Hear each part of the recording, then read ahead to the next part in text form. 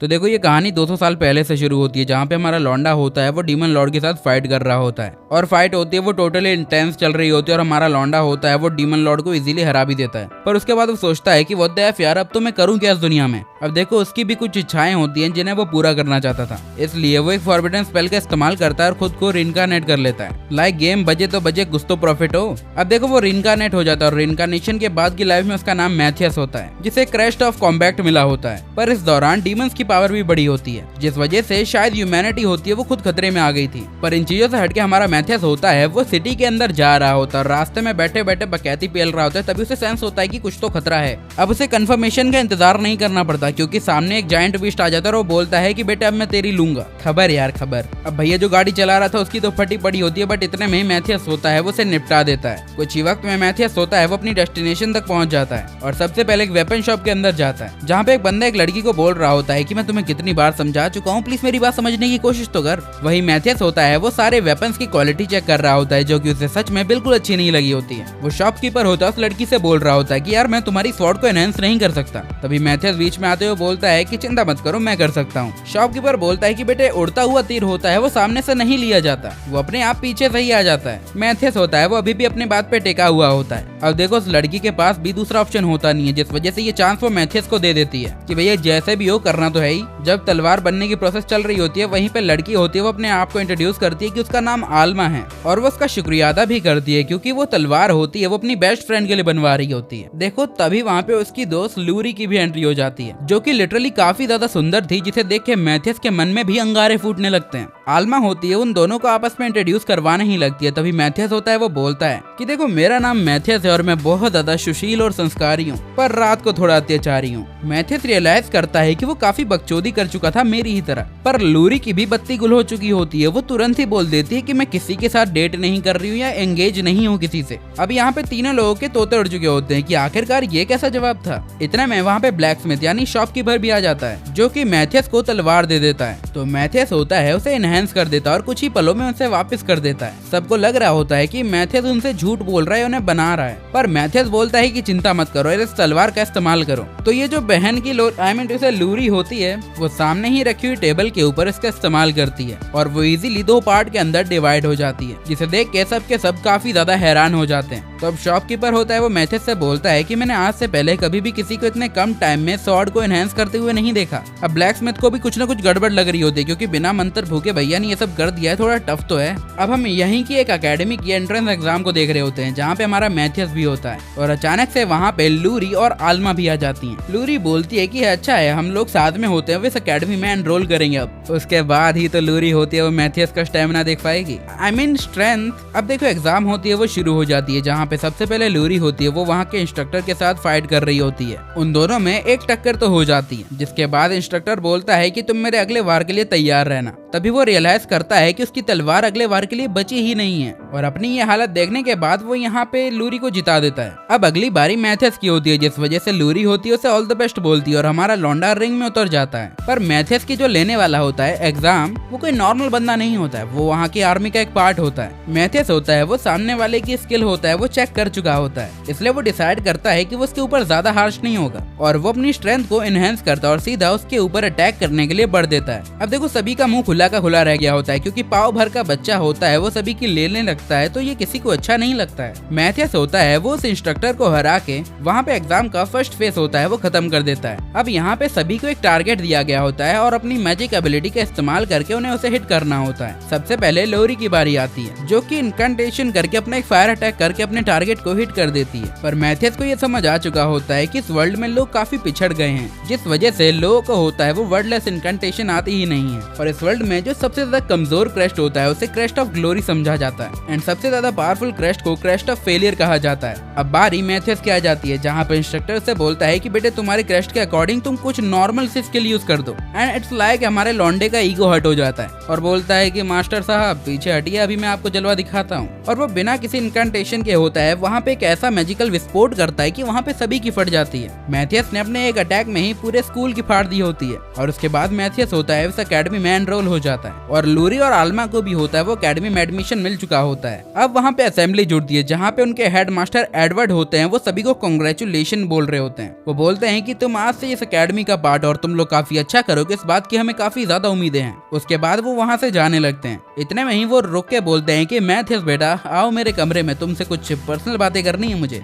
अब मैथियस होता है वो हेडमास्टर के रूम के बाहर ही खड़ा होता है और सोच रहा होता है कि शायद उसे आज के आज ही निकाल दिया जाएगा, क्योंकि उसने एकेडमी को जो बर्बाद किया था उस वजह से ये बनता भी है। तभी वहाँ पे एडवर्ड भी आ जाता है और वो बोलते हैं कि चलो अंदर चल के बातें करते हैं। एडवर्ड होते हैं वो मैथियस से पूछते हैं कि आखिरकार तुम जैसे बच्चे ने हमारे कैप्टन नाइट को कैसे हरा दिया, इवन जो तुमने स्पेल कास्ट की थी वो भी बहुत अजीब थी। फिर एडवर्ड ये भी बोलते हैं कि पर मुझे इससे कोई फर्क नहीं पड़ता, बल्कि मेरे दिमाग में एक दूसरा आइडिया है, क्योंकि देखो हमारी एकेडमी के अंदर कोई भी वर्डलेस इनकेंटेशन नहीं कर सकता है, तो मैं चाहता हूँ कि तुम हमारे बाकी स्टूडेंट्स को भी ये मेथड सिखाओ। एडवर्ड बताते हैं कि सेंचुरी की जो पहली मैजिकल एकेडमी थी उसने मैजिक का इतिहास जैसे बदल के ही रख दिया। उन्होंने वर्डलेस इनकेंटेशन को हटा के मंत्र फूकने वाली प्रथा चालू कर दी। एंड एडवर्ड चाह रहे होते हैं कि अगर किसी भी तरीके से वो अगले होने वाले टूर्नामेंट को स्कूल को हरा देते हैं तो वो ये प्रूव कर सकते हैं कि वर्डलेस इनकेंटेशन कितनी ज्यादा बेटर है। तो मैथियस होता है इस बात पे राजी हो जाता है। देन मैथियस होता है वो बाकी सभी लोगों को होता है वो वर्डलेस इनकेंटेशन सिखा देता है। मैथियस को ये भी पता होता है कि उसके आसपास होते हैं वो कुछ डीमंस भी जरूर हैं, पर उन्हें फिलहाल वो सेंस नहीं कर पा रहा होता है। इसलिए सबसे पहले वो लूरी के ऊपर अपने मैजिक का इस्तेमाल करता है, उसे थोड़ी पावर एनहांस करता है। अब दिन होता है वो टूर्नामेंट का भी आ जाता है, जहाँ पे मैथियस होता है वो आल्मा लूरी को बताता है कि उससे भी 10 गुना पावरफुल बंदा यहाँ पे एग्जिस्ट कर रहा है अभी,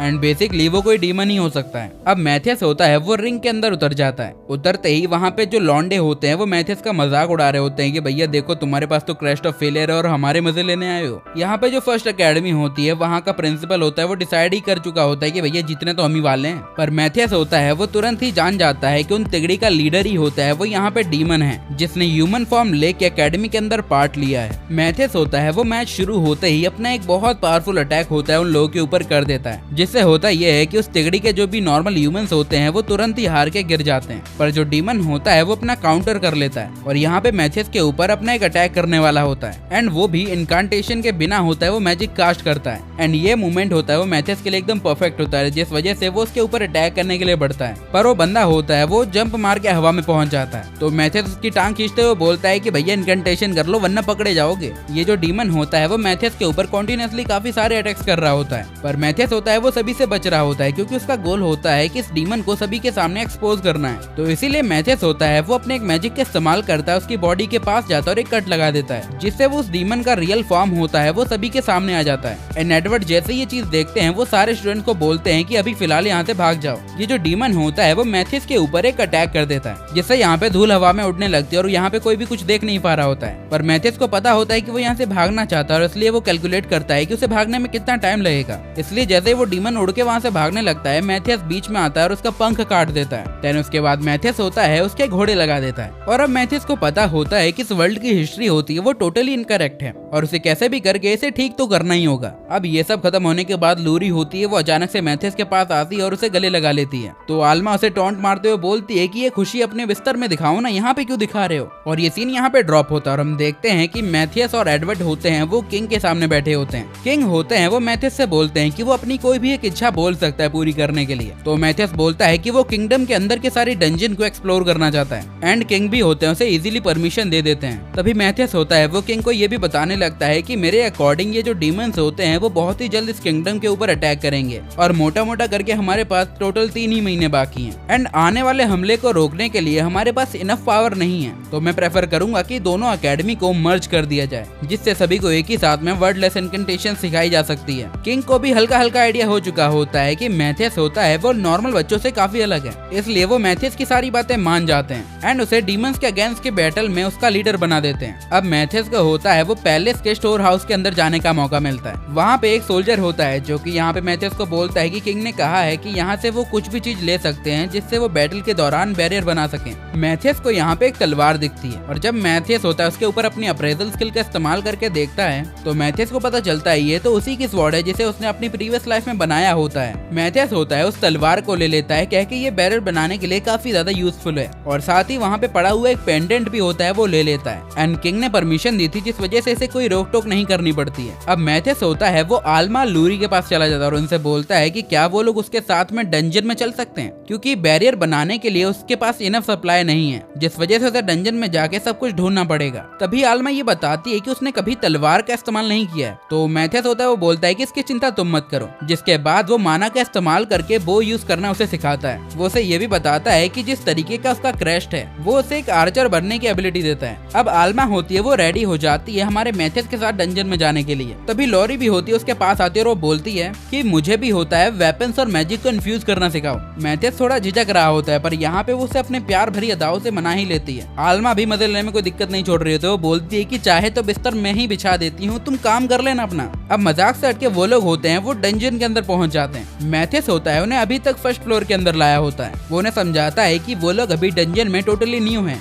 जिस वजह से सबसे कमजोर मॉन्स्टर से लड़ना ही उनके लिए अभी फिलहाल काफी है। वो एक छोटे से शेल मॉन्स्टर को वहाँ पे लाता है और आल्मा से बोलता है कि अपनी आर्चरी की प्रैक्टिस करते हुए इसके ऊपर निशाना लगाओ। आल्मा बिल्कुल वैसा ही करती है जैसा मैथियस उसे करने के लिए कहता है और वो अपने मैजिक और वेपन को साथ में इन्फ्यूज करने में कामयाब हो जाती है। अब मैथियस होता है वो आल्मा से ये बोलता है कि ऐसा करो, अब अटैक करने के साथ अपने वेपन को अपने माइंड से कंट्रोल करने की कोशिश करो। आल्मा बिल्कुल वैसा ही करती है, जिससे वो चलते हुए तीर की डायरेक्शन बदल सकती है। एंड मैथियस होता है वो यहाँ पे आल्मा को प्रैक्टिस करने की सलाह देता है, जिसके बाद वो लूरी और मैथियस को छोड़ के वहाँ से प्रैक्टिस करने निकल पड़ती है। अब जब वो दोनों अकेले होते हैं तभी लूरी होती है वो मैथियस से बोलती है कि तुम मुझे कब सिखाओगे। तो मैथियस बोलता है रात में।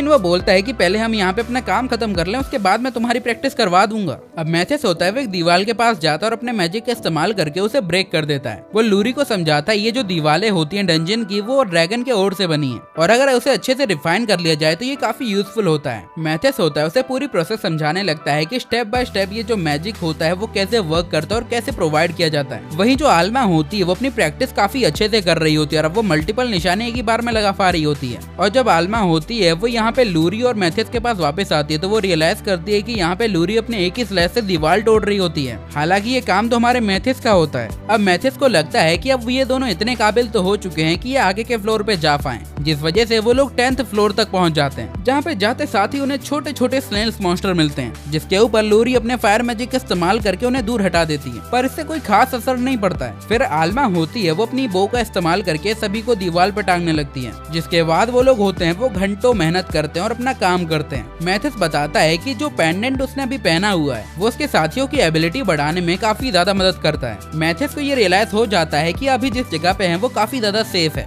इसलिए वो वहाँ पे एक शेल्टर टाइप बैरियर क्रिएट कर देता है और उन लड़कियों से बोलता है कि तुम दोनों यहीं पे इंतजार करो, मैं आता हूँ। वो उन्हें ये बोल के वहाँ से जाने लगता है कि मुझे 20th फ्लोर पे जाना है, क्योंकि वहाँ पे ही वो इंग्रेडिएंट मुझे मिलेंगे जिनकी हमें सबसे ज्यादा जरूरत है। पर एक्चुअली मैथियस होता है वो अपनी पावर को टेस्ट करना चाह रहा होता है, पर मैथियस होता है वो जिस लेवल पे होता है वो काफी ज्यादा कमजोर मॉन्स्टर होते हैं, इसलिए वो डिसाइड करता है कि वो जमीन की गहराइयों में जाएगा और वैसा करता भी है और वहाँ पे वो काफी ज्यादा रेयर इंग्रेडिएंट भी ढूंढता है। अभी तक मैथियस को फायदा ही हो रहा होता है। तभी मैथियस को होता है वो उस फ्लोर के ऊपर सबसे ज्यादा पावरफुल मॉन्स्टर की प्रेजेंस फील होती है, इसलिए वो सीधा उस मॉन्स्टर की ओर बढ़ जाता है। वहाँ पे काफी सारे मॉन्स्टर होते हैं पर वो लोग बहुत कमजोर होते हैं, इसलिए मैथियस उन्हें अपने एक ही अटैक में खत्म कर देता है, क्योंकि उसका गोल होता है कि यहाँ पे उसे उसके सबसे ज्यादा पावरफुल अपोनेंट से लड़ना है। मैथियस होता है वो अपने ऊपर भी एक स्पेल कास्ट कर लेता है, जिससे उसका अपोनेंट होता है वो उसी की ओर आकर्षित हो, बट अचानक से ही उसके ऊपर एक अटैक हो जाता है, पर वो उसे इजीली डॉज कर लेता है। तभी हम देखते हैं ये अटैक करने वाला एक जायंट सर्पेंट होता है, जिसका वेनम इतना ज्यादा खतरनाक होता है कि वो जमीन तक को पिघला सकता है। इसलिए मैथियस डिसाइड करता है कि सबसे पहले उसे इसे निपटाना पड़ेगा, वरना वो ही निपट जाएगा। तो वो अपनी एक स्लैश से उसकी बॉडी का एक पार्ट अलग कर देता है, पर वो उसे हराने के लिए काफी नहीं होता है और अब वो सर्पेंट होता है वो मैथियस को होता है वो निगलने लगता है, पर मैथियस अपने ऊपर अपनी एक स्पेल कास्ट कर लेता है, जिससे वो अपने आप को प्रोटेक्ट भी कर पाता है। अब मैथियस होता है वो मल्टीपल स्पेल्स को होता है वो एक साथ कंबाइन करता है और उसके ऊपर अटैक करता है, पर हमले खाने के बावजूद भी वो अपने आप को बारी बारी करके हील कर रहा होता है। मैथियस को ये रियलाइज हो चुका होता है कि वो सर्पेंट उससे कितना ज्यादा पावरफुल है, जिस वजह से वो अपने पास से एक मैजिक स्टोन तोड़ता है और उसकी पावर से अपनी तलवार को एनहांस करता है एंड वो एक फाइनल अटैक होता है वो सर्पेंट के ऊपर कर देता है, जिसका इम्पैक्ट लूरी और आल्मा भी होते हैं वो फील कर पा रहे होते हैं। वहीं हम दो और डीमंस को देखते हैं जो कि मैथियस की ये पावर होते हैं वो सेंस कर लेते हैं, पर सोच रहे होते हैं कि आखिरकार ये किसने किया होगा। तो दूसरा डीमन बोलता है कि नहीं, ये कोई इंसान तो नहीं कर सकता। अब मैथियस होता है वो अपने साथियों के साथ पहुंच जाता है गिल्ड में और बताता है कि वो यहाँ पे अपनी चीजें सेल करने के लिए आया है जो कि उसने डंजन से कलेक्ट की हैं। पर जो रिसेप्शनिस्ट होती है वो उसकी बात पे भरोसा नहीं कर रही होती है, इसलिए वो सरपेंट का सर होता है वो उसके सामने रख देता है, जिससे उसकी फट के 64 और 36 दोनों हो जाती है। जिसके बाद थोड़ा टाइम लेने के बाद रिसेप्शनिस्ट होती है उसे कंफर्म कर देती है कि हाँ भाई ये असली चीज है। वहीं पे मैथियस होता है वो मैजिक स्टोन को देख रहा होता है और वो बोल रहा होता है कि ये फिर भी इनफ नहीं है एक बैरियर बनाने के लिए। वहीं पे रिसेप्शनिस्ट होती है कि सर आप इस सर का क्या करना चाहते हो। तो मैथियस बोलता है कि मैं इसे बेचना चाहता हूँ। तो वो बोलती है कि शायद हमारी गिल्ड के लिए खरीदना काफी ज्यादा टफ हो जाएगा। जिसके बाद वो लोग होते हैं वो बाहर निकल जाते हैं। जब वो लोग एकेडमी में वापस जा रहे होते हैं तभी मैथियस को होता है वहाँ पे डीमन की प्रेजेंस फील हो जाती है। मैथियस होता है वो अपने साथियों से बोलता है कि अभी उन्हें यहाँ से भागना पड़ेगा। अब हम आसमान में एशरल और डैशरल करके दो डीमंस को देखते हैं। वो दोनों बातें कर रहे होते हैं कि मैथियस ने होता है वो उन्हीं के एक साथी को निपटा दिया, जिस वजह से अब वो मैथियस को तुरंत ही खत्म करना चाह रहे होते हैं। मैथियस को होता है वो अपनी इन्वेस्टिगेशन करने से ये पता चल चुका होता है कि उन डीमंस में से एक थोड़ा कमजोर है, इसलिए वो लूरी और आलमा से बोलता है कि कमजोर वाले को वो संभाल ले और जो ताकतवर होता है उनकी मैया तो वो खुद ही खोद देगा। वहीं ऊपर से डीमन सोच रहे होते हैं कि नहीं नहीं, पलट के तो मैं ही मारूंगा। जब वो सोच ही रहे होते हैं तभी मैथियस होता है उनकी आंखों के सामने आके बोलता है कि पहचान कौन। तो डैसरेल होता है वो अपने आप को इजीली बचा लेता है और वो बोलता है कि बच्चे मेरे सामने मत लड़। अब वो दोनों डीमन बोलने लगते हैं कि हमें पता है कि हमारे साथी को तू नहीं मारा है। अब एशरल होता है वो अपने अटैक को तैयार करता है यहाँ पे मैथियस के ऊपर फेंकने के लिए, पर मैथियस होता है वो उससे इजीली बच जाता है और वो ये डिसाइड करता है कि अपनी कमजोर स्पेल से वो इनसे नहीं जीत सकता, इसलिए वो अपनी पावर बढ़ाने के लिए सोचता है। इसलिए एशरल के अटैक को वो कंज्यूम करके उसी के ऊपर डिफ्लेक्ट कर देता है। पर मैथियस यही नहीं रुकता है, वो एशरल से बोलता है कि तुम्हें क्या लगता है ये यहीं पे खत्म हो गया। और अचानक से ही वो अपने हाथों के इशारों से उसी की फायर को कंट्रोल करके उसके ऊपर वापस से अटैक करता है। यहाँ पे मैथियस पूरी प्लानिंग के साथ आया होता है कि ऐसे नहीं तो ऐसे करके पेल ही दूंगा। वहीं पे आलमा होती है वो अचानक से ही डेजरल के ऊपर अटैक कर देती है, जिससे उसे थोड़ा गुस्सा आता है। और मैथियस का प्लान भी यही था कि उन दोनों को सेपरेट करना पड़ेगा, क्योंकि अगर दोनों को साथ में हराने की कोशिश की तो शायद हम ही हार जाएं। पर ऐसा होता भी है। डेसरेल होता है वो आलमा लूरी की ओर बढ़ने लगता है। एशरल होता है वो एक बहुत बड़ा स्पेल कास्ट करता है, जिससे उसका इरादा होता है कि मैथियस एक ही अटैक में खत्म हो जाना चाहिए। वहीं पे मैथियस होता है वो अपनी पावर को एक ऐसे सेंटर पे फेंकता है जिससे उसका बैरियर होता है एशरल का वो इजीली ब्रेक हो जाता है और मैथियस अचानक से उसके सामने जाकर उसके ऊपर अटैक करता है, बट एशरल होता है उसे इजीली डॉज कर लेता है। अब एशरल भी होता है वो अपनी एक तलवार समन कर लेता है। वो समझ चुका होता है कि मैजिक कॉम्बैट में शायद टफ कंपटीशन है। अब एशरल होता है वो उसके ऊपर काउंटलेसली होता है वो अटैक करने लगता है, बट मैथियस होता है वो उसके हर एक अटैक से इजीली बच रहा होता है। वो उसे सिर्फ डिस्ट्रैक्ट कर रहा होता है अभी तक, क्योंकि उसका प्लान होता है उसके बैक पे अटैक करना, जिस वजह से उसके अटैक्स को झेलते झेलते वो उसके पीछे जाता है और उसके ऊपर स्लैश लगा देता है। अब एशरल होता है वो हवा में बहुत ज्यादा ऊंचाई पे उड़ने लगता है और मैथियस को पता होता है कि वो यहाँ से भागना चाह रहा है, जिस वजह से वो अपने अटैक का इस्तेमाल करके उसे आसमान में ही बिजली के झटके देता है। मैथियस होता है वो अभी तक यहाँ पे डोमिनेट कर रहा होता है, साथ में एशरल से बोलता है कि तुम मेरी परमिशन के बिना यहाँ से जा नहीं सकते बेटीलाल। देखो वहाँ पे हम ये भी देखते हैं कि एशरल भी होता है अभी तक बकचोदी ही कर रहा था, वो भी होता है अपने स्पेशल अटैक को तैयार करता है। जैसे ही हमारा मैथियस उसके अटैचमेंट में आएगा वो खत्म हो जाएगा, बट ऐसे ना तैसे करके मैथियस भी होता है वो पीछे पल्ला झाड़ लेता है, लाइक कुछ नहीं होता भाई को अपने। अब वो लोग भरे आसमान में गुत्थम गुथाई कर रहे होते हैं, लाइक किसी से कोई मतलब ही नहीं है। उन दोनों का कॉम्बैक्ट होता है वो काफी ज्यादा बढ़िया चल रहा होता है, जहाँ पे कभी एशरल पावरफुल होता है कभी मैथियस। अब एक मोमेंट पे दोनों पीछे हट चुके होते हैं और एशरल को लग रहा होता है कि ये उसका बेस्ट मोमेंट है भागने के लिए। वो मैथियस से बोलता है कि आज के लिए तो मैं यहाँ से जा रहा हूँ, बट कल मैं जरूर आऊंगा और तुम्हें लेके ही जाऊंगा। बट वो उड़े उससे पहले ही फिर से उसे बिजली का झटका लगता है और वो जमीन पे गिर जाता है। एशरल काफी ज्यादा गुस्से में आ चुका होता है, क्योंकि वो पब्लिक के बीच में भी गिर चुका होता है, इसलिए वो डिसाइड करता है कि वो अपने आप को सेक्रीफाइस कर देगा और पूरे एरिया को ले डूबेगा। अब हम आलमा ल्यूरी को देखते हैं जो कि डेजरल को हराने की कोशिश कर रहे होते हैं। तभी आलमा अपने एक तीर का इस्तेमाल करती है और उसे कमजोर करती है और वो दोनों वहाँ से भागने लगते हैं। सब कुछ अभी मैथियस के अकॉर्डिंग ही चल रहा होता है और अब वो फाइनली डेजरल के ऊपर अटैक करने के लिए भी बढ़ने लगता है और अब वो अचानक से ही उसके सामने आ जाता है और वो उसे बताता है कि वो एशरल को ऊपर पहले ही पहुंचा चुका है और अब बारी तुम्हारी है बेटे। डेजरल होता है वो पूछता है कि आखिरकार तुमने ऐसा किया कैसे। डेजरल ये भी समझ जाता है कि अब उसके जीतने का चांस बहुत ज्यादा कम है, इसलिए वो यहाँ से भागने की डिसाइड करता है, बट नीचे से आलमा होती है वो फिर से उसके ऊपर एक तीर चला देती है, जिससे उसका एक और पर होता है वो कुतर जाता है। देन मैथियस होता है वो उसका दूसरा पंख अपनी तलवार से काट देता है। मैथियस खुश होता है कि फाइनली उसने दो डीमंस को होता है वो निपटा ही दिया है, पर वो ये नोटिस करता है कि पब्लिक होती है वो उसे ही देख रही होती है, तो इसलिए वो आलमा ल्यूरी को पकड़ता है और हवा में उड़ जाता है। जिसके बाद मैथियस होता है वो हवा में चलते चलते अपने मकसद की ओर बढ़ता है। वहीं पे अब हम देखते हैं किंग को, जो कि बोल रहा होता है कि मैथियस बेटा यार फिर से तुमने हमारी मैया खुदने से बचा ली। अब किंग होते हैं फिर से बोलते हैं भैया तुम बताओ तुम्हें क्या क्या चाहिए। मैथियस को पता होता है कि किंग के पास ऐसा कुछ तो है नहीं जो मैं पर्सनल डिमांड कर लूं। इसलिए वो बोलता है कि मुझे और भी ज्यादा डंजन्स चाहिए। तभी मैथियस होता है वो नोटिस करता है कि उसके ऊपर कोई डीमन नजरे बढ़ाए बैठा है और चुपचाप अपने मैजिक का इस्तेमाल करके वो उसे वहीं रोक देता है। किंग बोलते हैं ये तो शायद एरहार्ड था। फिर वो सोचने लगते हैं कि आखिरकार ऐसा हो कैसे सकता है, वो डीमन यहाँ पे नजरें कैसे गड़ाए बैठे हैं। तो मैथियस होता है उसे पूरा फंडा समझाता है कि एक ऐसा मैजिक है जो बिना किसी की नजर में आए पूरी सिस्टम को जांचने के लिए होता है। मैथियस होता है उन लोगों की लोकेशन का पता लगा चुका होता है। वो बोलता है कि वो नॉर्थ साइड में छुपे हुए हैं। अब मैथियस होता है उन दोनों छोरियों के साथ होता है वो निकल पड़ता है। तभी ड्रैगन के बारे में बात होने लगती है। तो मैथियस बोलता है कि मैं डेफिनेटली उसे टेम करना चाहूंगा और वो ये भी बताता है अपनी प्रीवियस लाइफ में वो ऐसा कर भी चुका है।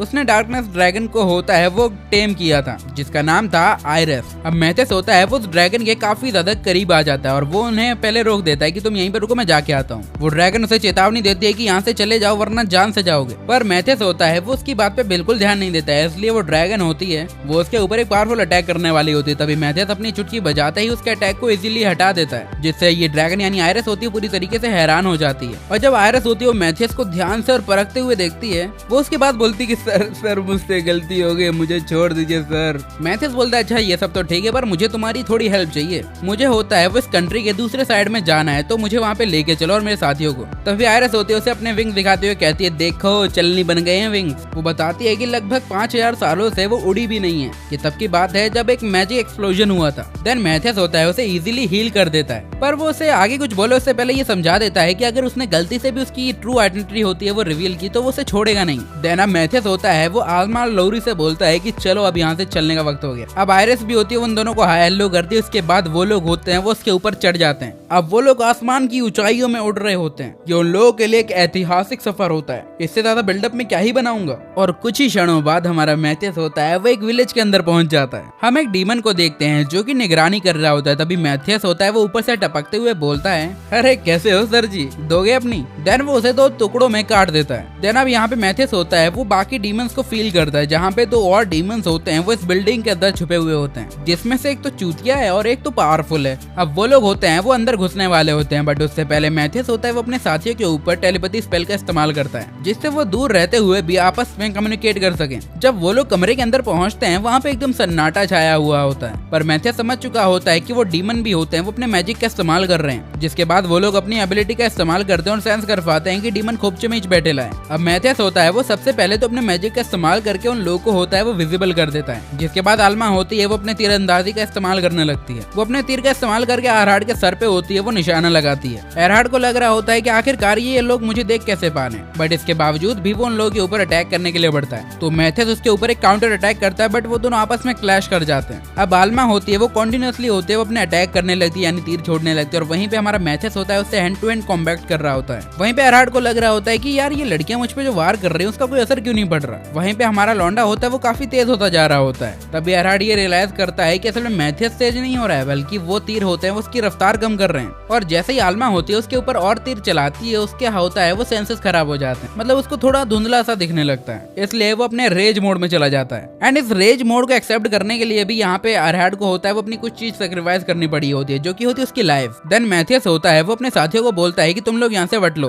वो भागने लगते हैं तो एरहार्ड उसके पीछे पड़ जाता है और जब एरहार्ड उनके ऊपर अटैक करता है तो वो रियलाइज करता है कि असल में यहाँ पे कोई भाग ही नहीं रहा बल्कि यहाँ पे मैथियस अपने इल्यूजन से सब खेल कर रहा है। मैथियस बोलता है कि देखो यार तुम में डरने जैसी ऐसी कोई बात ही नहीं है, तुम होते हो वो खुद की ही कमजोरी हो। एंड जिस मैजिक का मैंने अभी इस्तेमाल किया था उसमें इतनी कैपेबिलिटी थी कि जो तुम्हारी बॉडी को तुम्हारे एक्सट्रीम तक ले जाए। जिसके बाद आल्मा होती है वो अपना फाइनल अटैक होती है उसके ऊपर करती है जिसके बाद एरहार्ड होता है उसके गोटे दब जाते हैं। अब यहाँ पे एक ही डीमन होता है वो जिंदा बचा होता है। इसलिए हमारा लौंडा होता है वो दोनों छोरियों से बोलता है कि ऐसा करो तुम लोग बाहर जाके वेट करो, मैं उसे निपटा के बस आ ही रहा हूँ। अब मैथियस होता है उस जगह से बाहर पहुंच जाता है जहाँ पे उसके पास 3 मैजिक क्रिस्टल होते हैं जिन्हें वो क्रश कर देता है। अब होता यह है कि उस मैजिक क्रिस्टल की पावर से होता है जो डीमन अभी तक छुपा हुआ होता है वो एग्जिस्टेंस में आ जाता है। इस डीमन का नाम एरियस होता है जो कि बोलता है मैथियस से मैंने सोचा था तुम मुझसे काफी ज्यादा पावरफुल हो बच्चे। और अब एरियस होता है वो उसके ऊपर अटैक करने के लिए बढ़ता है और वो बोलता है कि अब तेरा वक्त आ गया है मेरे बच्चे। देन अब वो दोनों होते हैं वो आपस में फाइट करने लगते हैं जहाँ पे मैथियस अपने आप को काउंटर कर रहा होता है। जहाँ पे एरियस होता है वो उसके ऊपर काफी ज्यादा भारी पड़ रहा होता है और एक मोमेंट ऐसा भी आता है जहाँ पे एरियस होता है वो एडवांटेज उठा के यहाँ पे हमारे मैथियस का हाथ ही काट डालता है। और अब एरियस होता है वो उससे पूछता है कि बताओ तुम्हारी आखिरी इच्छा क्या है मेरे बच्चे।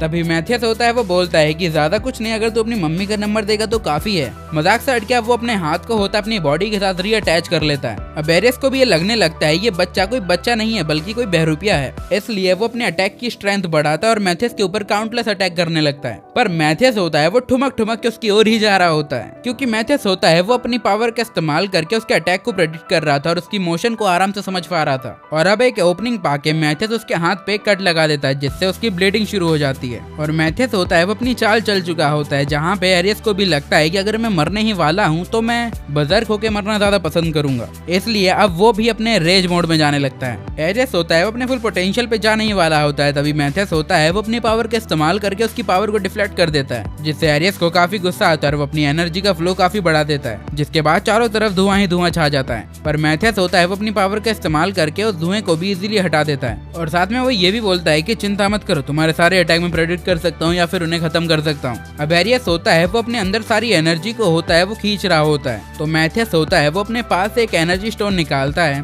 और उसे भी उसकी एनर्जी खींचने का मौका देता है, जिससे होता ये है कि ज्यादा पावर गेन करने की वजह से वो खुद एक्सप्लोड हो जाता है। और धुआं हटने के बाद वो नोटिस करता है कि वहाँ पे काफी ज्यादा बड़ा मैजिक क्रिस्टल है। वो उसे छू ही रहा होता है, इतने पे लूरी होती है वो आसमान से छलांग मार देती है कि सैया जी हम वापस आ गए। वो उसे बोलती है कि मुझे तुम्हारी काफी परवाह हो रही थी कि तुम्हें कुछ हो तो नहीं गया होगा। तभी आलमा वहाँ पे आके बोलती है कि मैंने कितनी बार कहा है कि बिस्तर का इंतजाम मैं करती हूँ, तुम चलो। तो उसके बाद वो लोग होते हैं वो एरिस पे बैठते हैं और वहाँ से निकल पड़ते हैं। पर जब वो लोग अपने रास्ते में होते हैं तभी आयरिस होती है वो हमारे मैथियस से पूछती है कि आखिरकार वो लॉन्ग टाइम तक कैसे मैथियस के साथ काम कर सकती है। तो मैथियस एक रास्ते में रुकता है और वहाँ पे उसके ऊपर एक मैजिक स्पेल कास्ट करता है, जिसके बाद अब वो एक ह्यूमन फॉर्म ले सकती थी। अब ये सब खत्म करने के बाद मैथियस होता है वो एडवर्ड के पास पहुंचता है और उसे मिशन सक्सेसफुल होने की खबर दे देता है। और इसी के साथ हमारा मैथियस होता है वो आयरिस को यहाँ पे इंट्रोड्यूस करता है एडवर्ड से और वो बोलता है कि मैं चाहता हूँ कि आप इसे as a transfer student accept करें। एडवर्ड बोलते हैं कि हाँ मुझे दिक्कत तो कोई नहीं है, बट इसे एक ट्रांसफर एग्जाम देनी होगी। वो इसे एक्सेप्ट करते हैं और उसके बाद वो लोग होते हैं बाहर निकल रहे होते हैं और जब वो लोग बाहर टहल रहे होते हैं तब मैथियस होता है वो यहाँ पे आयरिस को एक क्रेस्ट का मार्क दे देता है, जिससे सभी को यही लगे कि वो एक नॉर्मल ह्यूमन है और सब कुछ ठीक चल रहा होता है। और अब यहाँ पे थियरी एग्जाम ली जाती है जहाँ पे आयरिस के लिए कॉपी पेन तुम्हारी और मेरी तरह यूजलेस थी,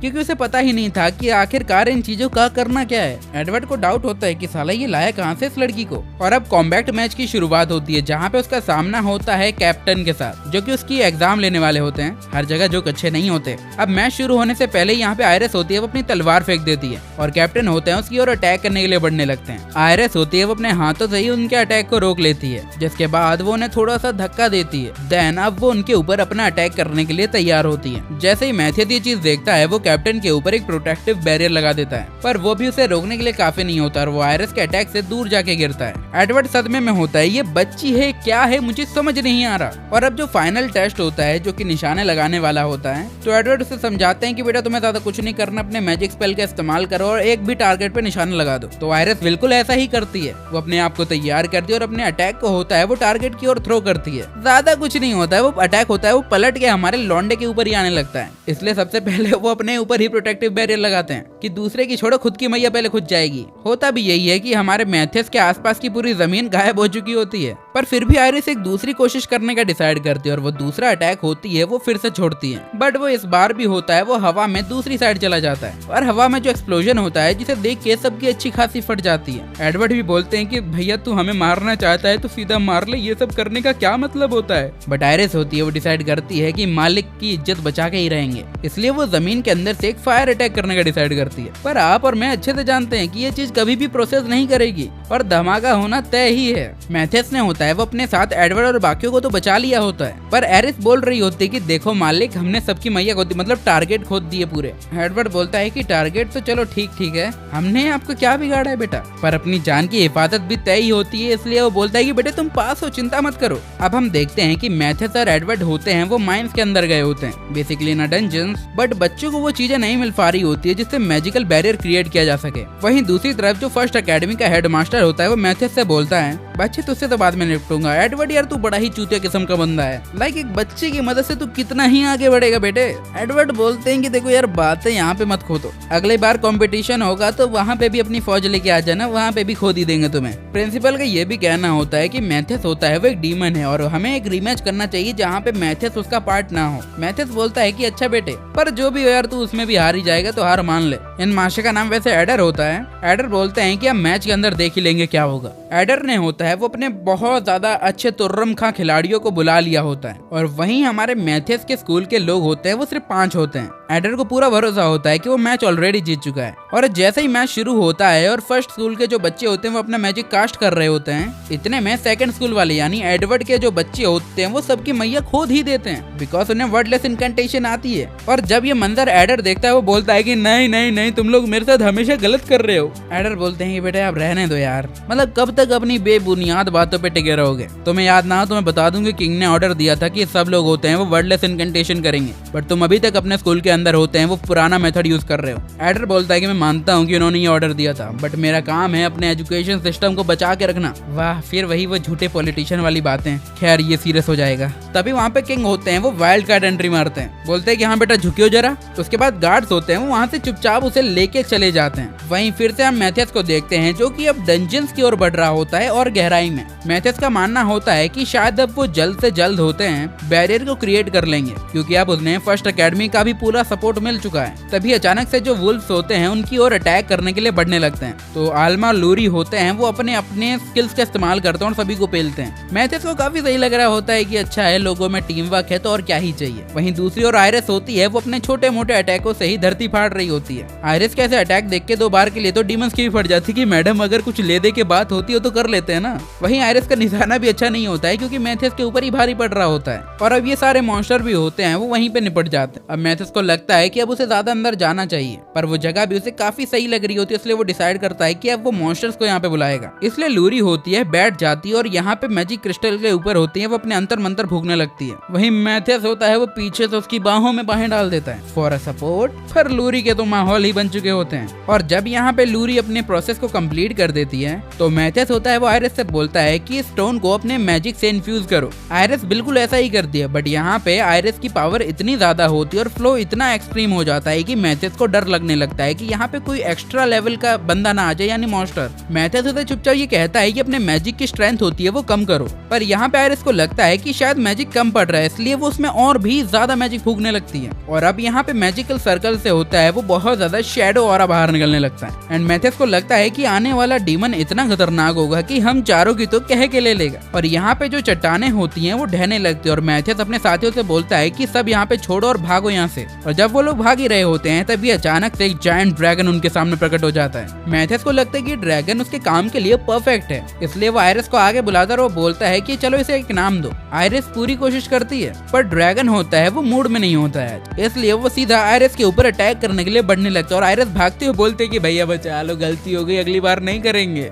आल्मा भी होती है वो आयरिस को बचाने के लिए यहाँ पे ड्रैगन के ऊपर 2-4 तीरें मार देती हैं, पर तीर का घंटा कोई असर नहीं पड़ता है और आयरिस की ड्रैगन लेने के लिए ही घूम रहा होता है। पर मैथ्यस को पता होता है कि अगर बात ऐसे ही चलते रही तो बात पूरी उसके हाथ से निकल जाएगी, इसलिए वो काफी सारे मैजिकल सर्कल होता है वो ओपन करता है और सब में अपने एनर्जी बॉल छोड़ देता है, सॉरी मैजिक बॉल। वहीं आल्मा होती है वो अभी भी ड्रैगन के ऊपर तीरें चला रही होती है और एक बार के लिए ड्रैगन देख लेता है कि अच्छा अब तुम्हारी बारी, ठीक है तैयार रहो। आल्मा सोच रही होती है कि चलो अब वक्त आ ही गया है, चलते हैं दुनिया में और क्या ही रखा है। वहीं पे आयरिस होती है वो एक और अटैक करने के लिए ड्रैगन के ऊपर बढ़ जाती है और 2-4 पंच तो क्या लैंड होते हैं, उस ड्रैगन के भी लैंड लग जाते हैं। बट जब तुम्हें लगे कि तुम दुनिया में सबसे पावरफुल हो, याद रखना कि तुम कभी भी खुद सकते हो। ऐसा ही होता है और ड्रैगन होता है वो आयरिस को पैरों तले दबोच देता है। आयरिस अभी भी सेफ होती है, उसे लग रहा होता है कि आखिरकार ये ड्रैगन होता है वो अपने फायर अटैक क्यों नहीं कर रहा है। तो तभी हमें पता चलता है कि हमारा मैथ्यस होता है वो अपने मैजिक से उसके गले को अभी तक बंद करके रखा हुआ है और अभी तक जो लड़कियों ने उन्हें टाइम दिया था जिस वजह से अब उसने मैजिक सर्कल कंप्लीट कर दिया होता है। अब आयरिस होती है फिर से उठ खड़ी होती है और यहाँ पे ड्रैगन को गुस्सा दिलाने लगती है जिससे वो अपनी ड्रैगन ब्रेथ का इस्तेमाल करे और उसके ऊपर एक फायर अटैक करे और बिल्कुल ऐसा ही होने लगता है।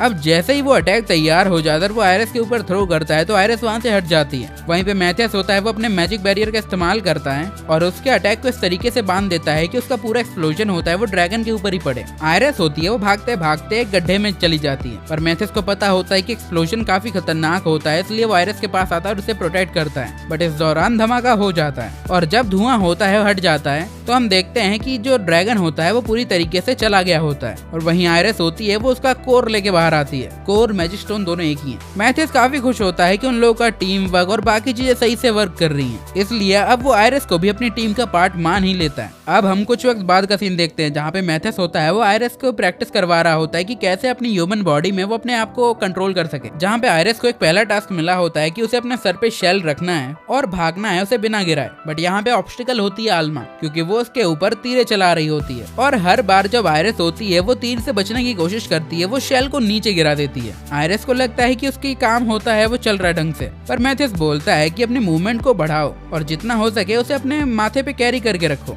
देखो आयरस होती है वो पूरी कोशिश करती है, बट एक ह्यूमन बॉडी में होने के कारण उससे कुछ समझ में नहीं आ रहा होता ढंग से। तभी वहाँ पे लूरी भी आ जाती है तो मैथियस बोलता है कि बाय द वे मैं तुम्हें एक स्वॉर्ड देना चाहता हूँ, अपनी नहीं बल्कि एक न्यू स्वॉर्ड। और अब वो उससे उसकी रिक्वायरमेंट पूछने लगता है कि लाइक उसे क्या स्पेसिफिकेशन चाहिए। तो लूरी होती है उसे अपनी सब कुछ बातें बता देती है, जिसके बाद मैथियस होता है उसके लिए एक शानदार सी तलवार बना देता है और साथ में उसे बताता है कि फ्यूचर में वो भी इन्हें बना लेगी। वहीं दूसरी ओर आयरस होती है वो अपनी प्रैक्टिस को कंटिन्यू कर रही होती है, काफी हद तक बेटर हो गई होती है, बट आल्मा के तीर से अभी तक नहीं बच पा रही होती है। अब इसके बाद हमारा मैथियस होता है वो लूरी का वेपन टच लेने लगता है, जहाँ पे अपने एक ही स्लैश से लूरी होती है एक बहुत बड़े पत्थर को काट डालती है। इसके बाद यहाँ पे आल्मा की बारी आती है जो कि अपने एरो का इस्तेमाल करके चट्टान को उड़ा देती है। इसके बाद आयरस की बारी आती है जो कि अपने स्पीयर का इस्तेमाल करते है और हल्का सा टच होती है वो स्टोन पे लगाती है एंड ज्यादा कुछ नहीं होता है, स्टोन फटता नहीं है, आर पार हो जाता है, जिससे आल्मा और हमारी लौंडिया लूरी दोनों का मुंह खुला रह जाता है। वेल अब ये जगह होती है वो हमारे लौंडे के लिए काफी यूजलेस हो चुकी होती है, इसलिए वो डिसाइड करता है कि पहले देश को बचाऊंगा फिर यहाँ से जाऊंगा। अब हम एडवर्ड को देखते हैं जो कि अपने बाकी बच्चे स्टूडेंट से बोल रहा होता है कि तुम लोगों का काम है जब तक मैथियस होता है वो बैरियर कंट्रोल नहीं कर रहा पूरी तरीके से, इस सिटी को प्रोटेक्ट करना यानी इस किंगडम को। वहीं दूसरी ओर मैथियस होता है वो डंजन के अंदर होता है और सारी तैयारी कर रहा होता है, पर जब मैथियस काम कर रहा होता है उन्हें पता चलता है कि यहाँ पे डीमन की प्रेजेंस भी आ रही है। मैथियस सबको समझाता है कि वो एक तरीके की टेलीपोर्टेशन स्पेल का इस्तेमाल कर रहे हैं और इसी के साथ वो सारी लड़कियों से बोलता है कि जाओ और तुम उन डीमंस को संभालो, तब तक मुझे थोड़ा टाइम दे दो। वो लोग ऐसा ही करती हैं और वो जंगल में भाग रही होती हैं और वो फाइनली एक पोर्टल देख पाती हैं। वेल पोर्टल को देख के साफ लग रहा था कि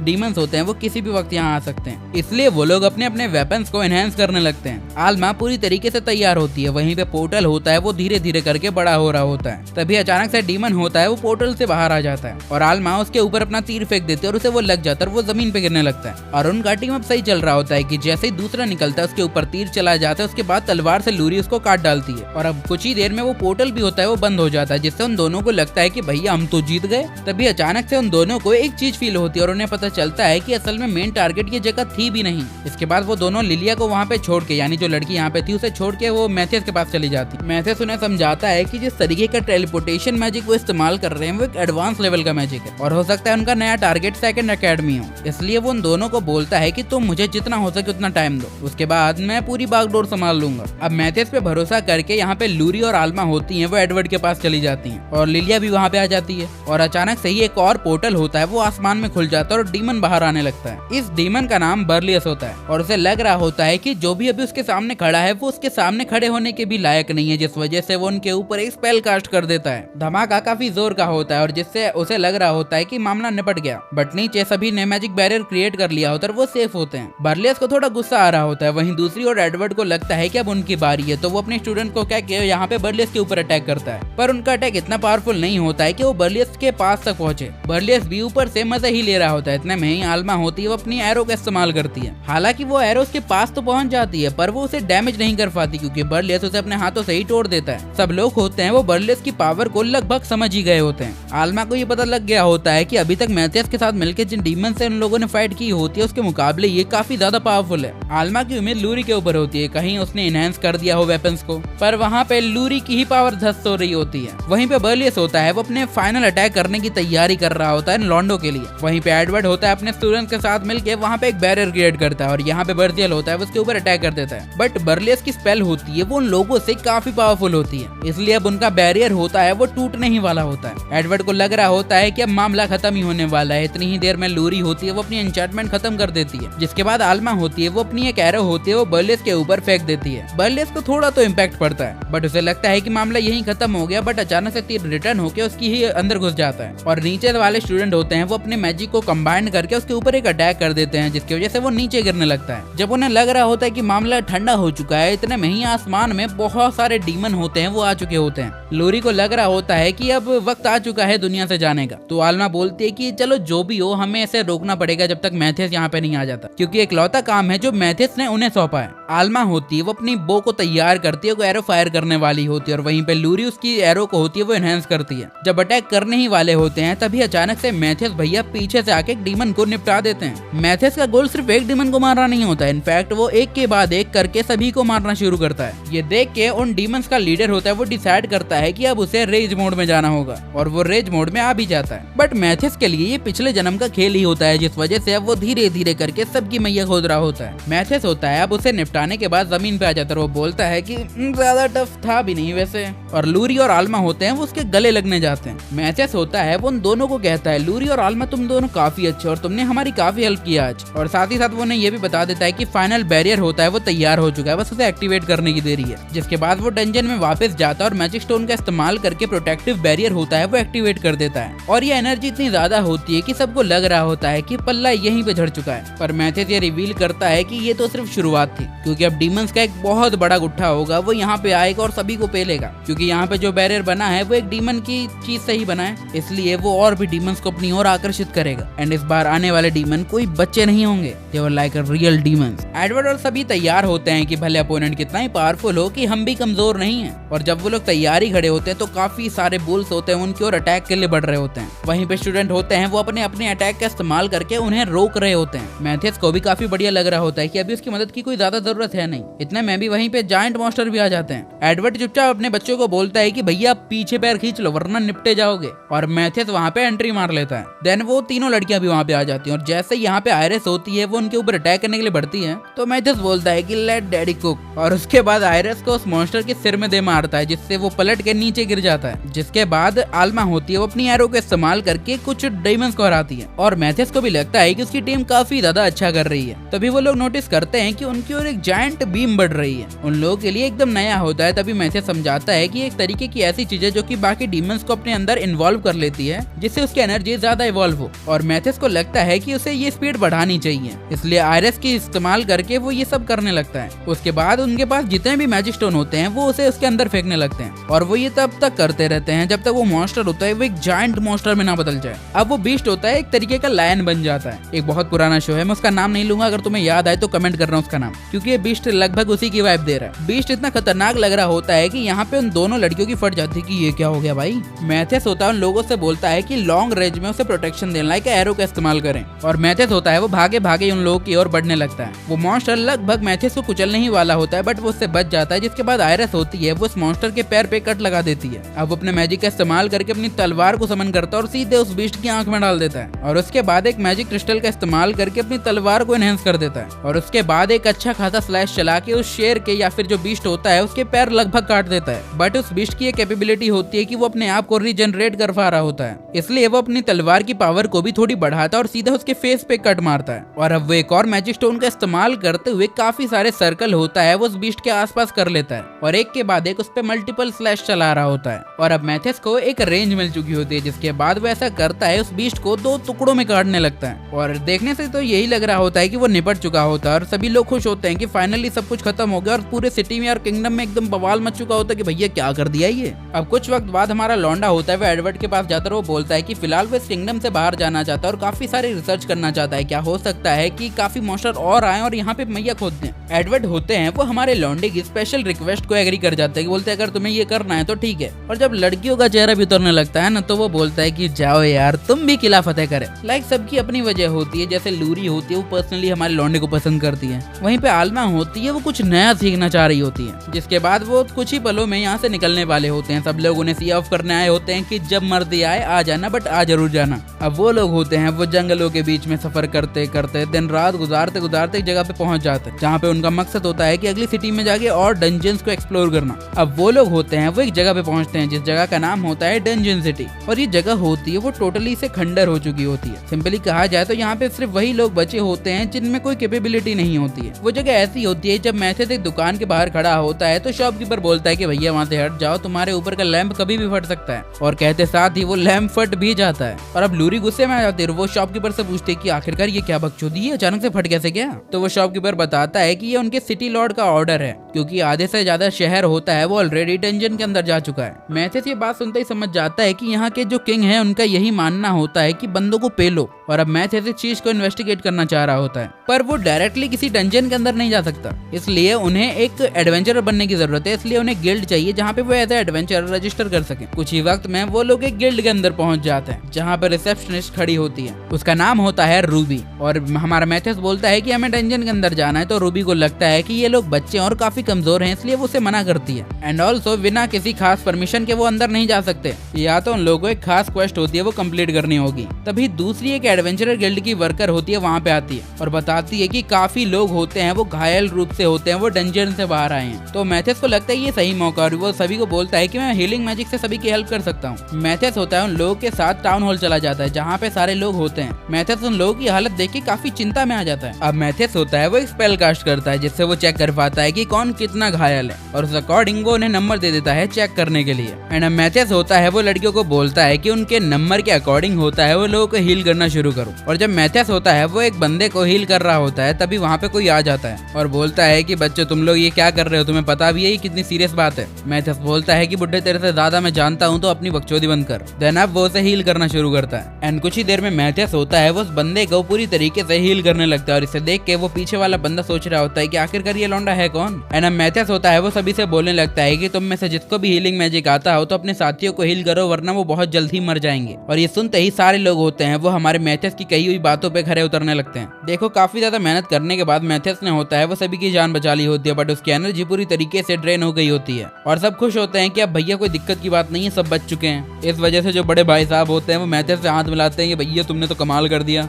अब मैथेस होता है वो उनसे पूछता है कि आखिरकार क्या सीन चल रहा है, प्रीवियस किंग के साथ क्या हुआ ना, ये बताओ मुझे। वो बताते हैं कि किंग होते हैं वो सोते सोते ही निपट गए होते हैं, और अचानक से ही यहाँ पे नया किंग भी होता है वो आदम का होता है। पर मैथेस को इस कहानी में कुछ गड़बड़ लग रहा होता है। उसे पता होता है कि डीमंस होते हैं वो इस सिटी में भी आ चुके हैं, और हो सकता है कि नया किंग हो वो ज्यादा कुछ नहीं बल्कि डीमंस का एक पपेट हो। अगले दिन मैथेस और उसकी टीम होती है वो डंजन के अंदर निकलने लगती है। मैथेस को गेट देखते ही लग चुका होता है कि गेट इतना पावरफुल नहीं है कि वो डीमंस को बाहर आने से रोक सके, बट शायद इस सिटी के अंदर कुछ तो लफड़ा है। और अब वो लोग होते हैं वो डंजन के अंदर एंटर कर जाते हैं, और कुछ देर एक्सप्लोर करने के बाद वो लोग होते हैं वो गिल्ड के अंदर वापस आते हैं और जो मॉन्स्टर उन्होंने हराए होते हैं उनके पार्ट सेल करते हैं। अब ये देखकर जो रूबी यानी रिसेप्शनिस्ट होती है उसकी फट चुकी होती है कि इसने बेंच कैसे कर लिया ये सब, और उसे ये भी लग रहा होता है कि क्या ये इनकी गिल्ड अफोर्ड कर पाएगी। साथ में रूबी ये बताती है कि अगर उन्हें ये पार्ट्स खरीदने हैं तो उन्हें सबसे पहले यहाँ के लॉर्ड की होती है वो परमिशन लेनी होगी, इसलिए वो यहाँ पे एक लेटर लिखने लगती है लॉर्ड को। और हमारा मैथेस होता है वो अपनी स्किल का इस्तेमाल करके उसके जरिए अब देख रहा होता है कि लेटर में वो क्या लिख रही है। उसने वहाँ पे मैथेस के बारे में काफी कॉमन चीजें लिख दी होती है, लाइक एक वो पावरफुल बंदा और एक हीलर और अपने साथियों के साथ यहाँ पे आया है। अब जो किंग होता है उसे लेटर मिल चुका होता है, और उसे पढ़ने के बाद वो बोलता है कि मैथेस के जाने का वक्त आ चुका है इस दुनिया से। अब वो लोग होते हैं यानी मैथेस और उसकी टीम होते हैं वो खाना दबोच रहे होते हैं, जहाँ पे मैथेस तारीफ करता है कि वो लोग अब लड़ाई झगड़े में काफी आगे निकल चुके हैं। अब खाना पेलने के बाद वो लोग होते हैं वो यहाँ से निकलने लगते हैं, तभी मैथेस नोटिस करता है कि दो लोग उसे फॉलो कर रहे होते हैं। जाहिर सी बात होती है कि यहाँ के किंग ने उन्हें उसके पीछे लगाया होता है, इसलिए मैथेस होता है वो अपना रास्ता बदलता है, और वो लड़कियां भी उसे फॉलो करती हैं, साथ में वो झमूरे भी।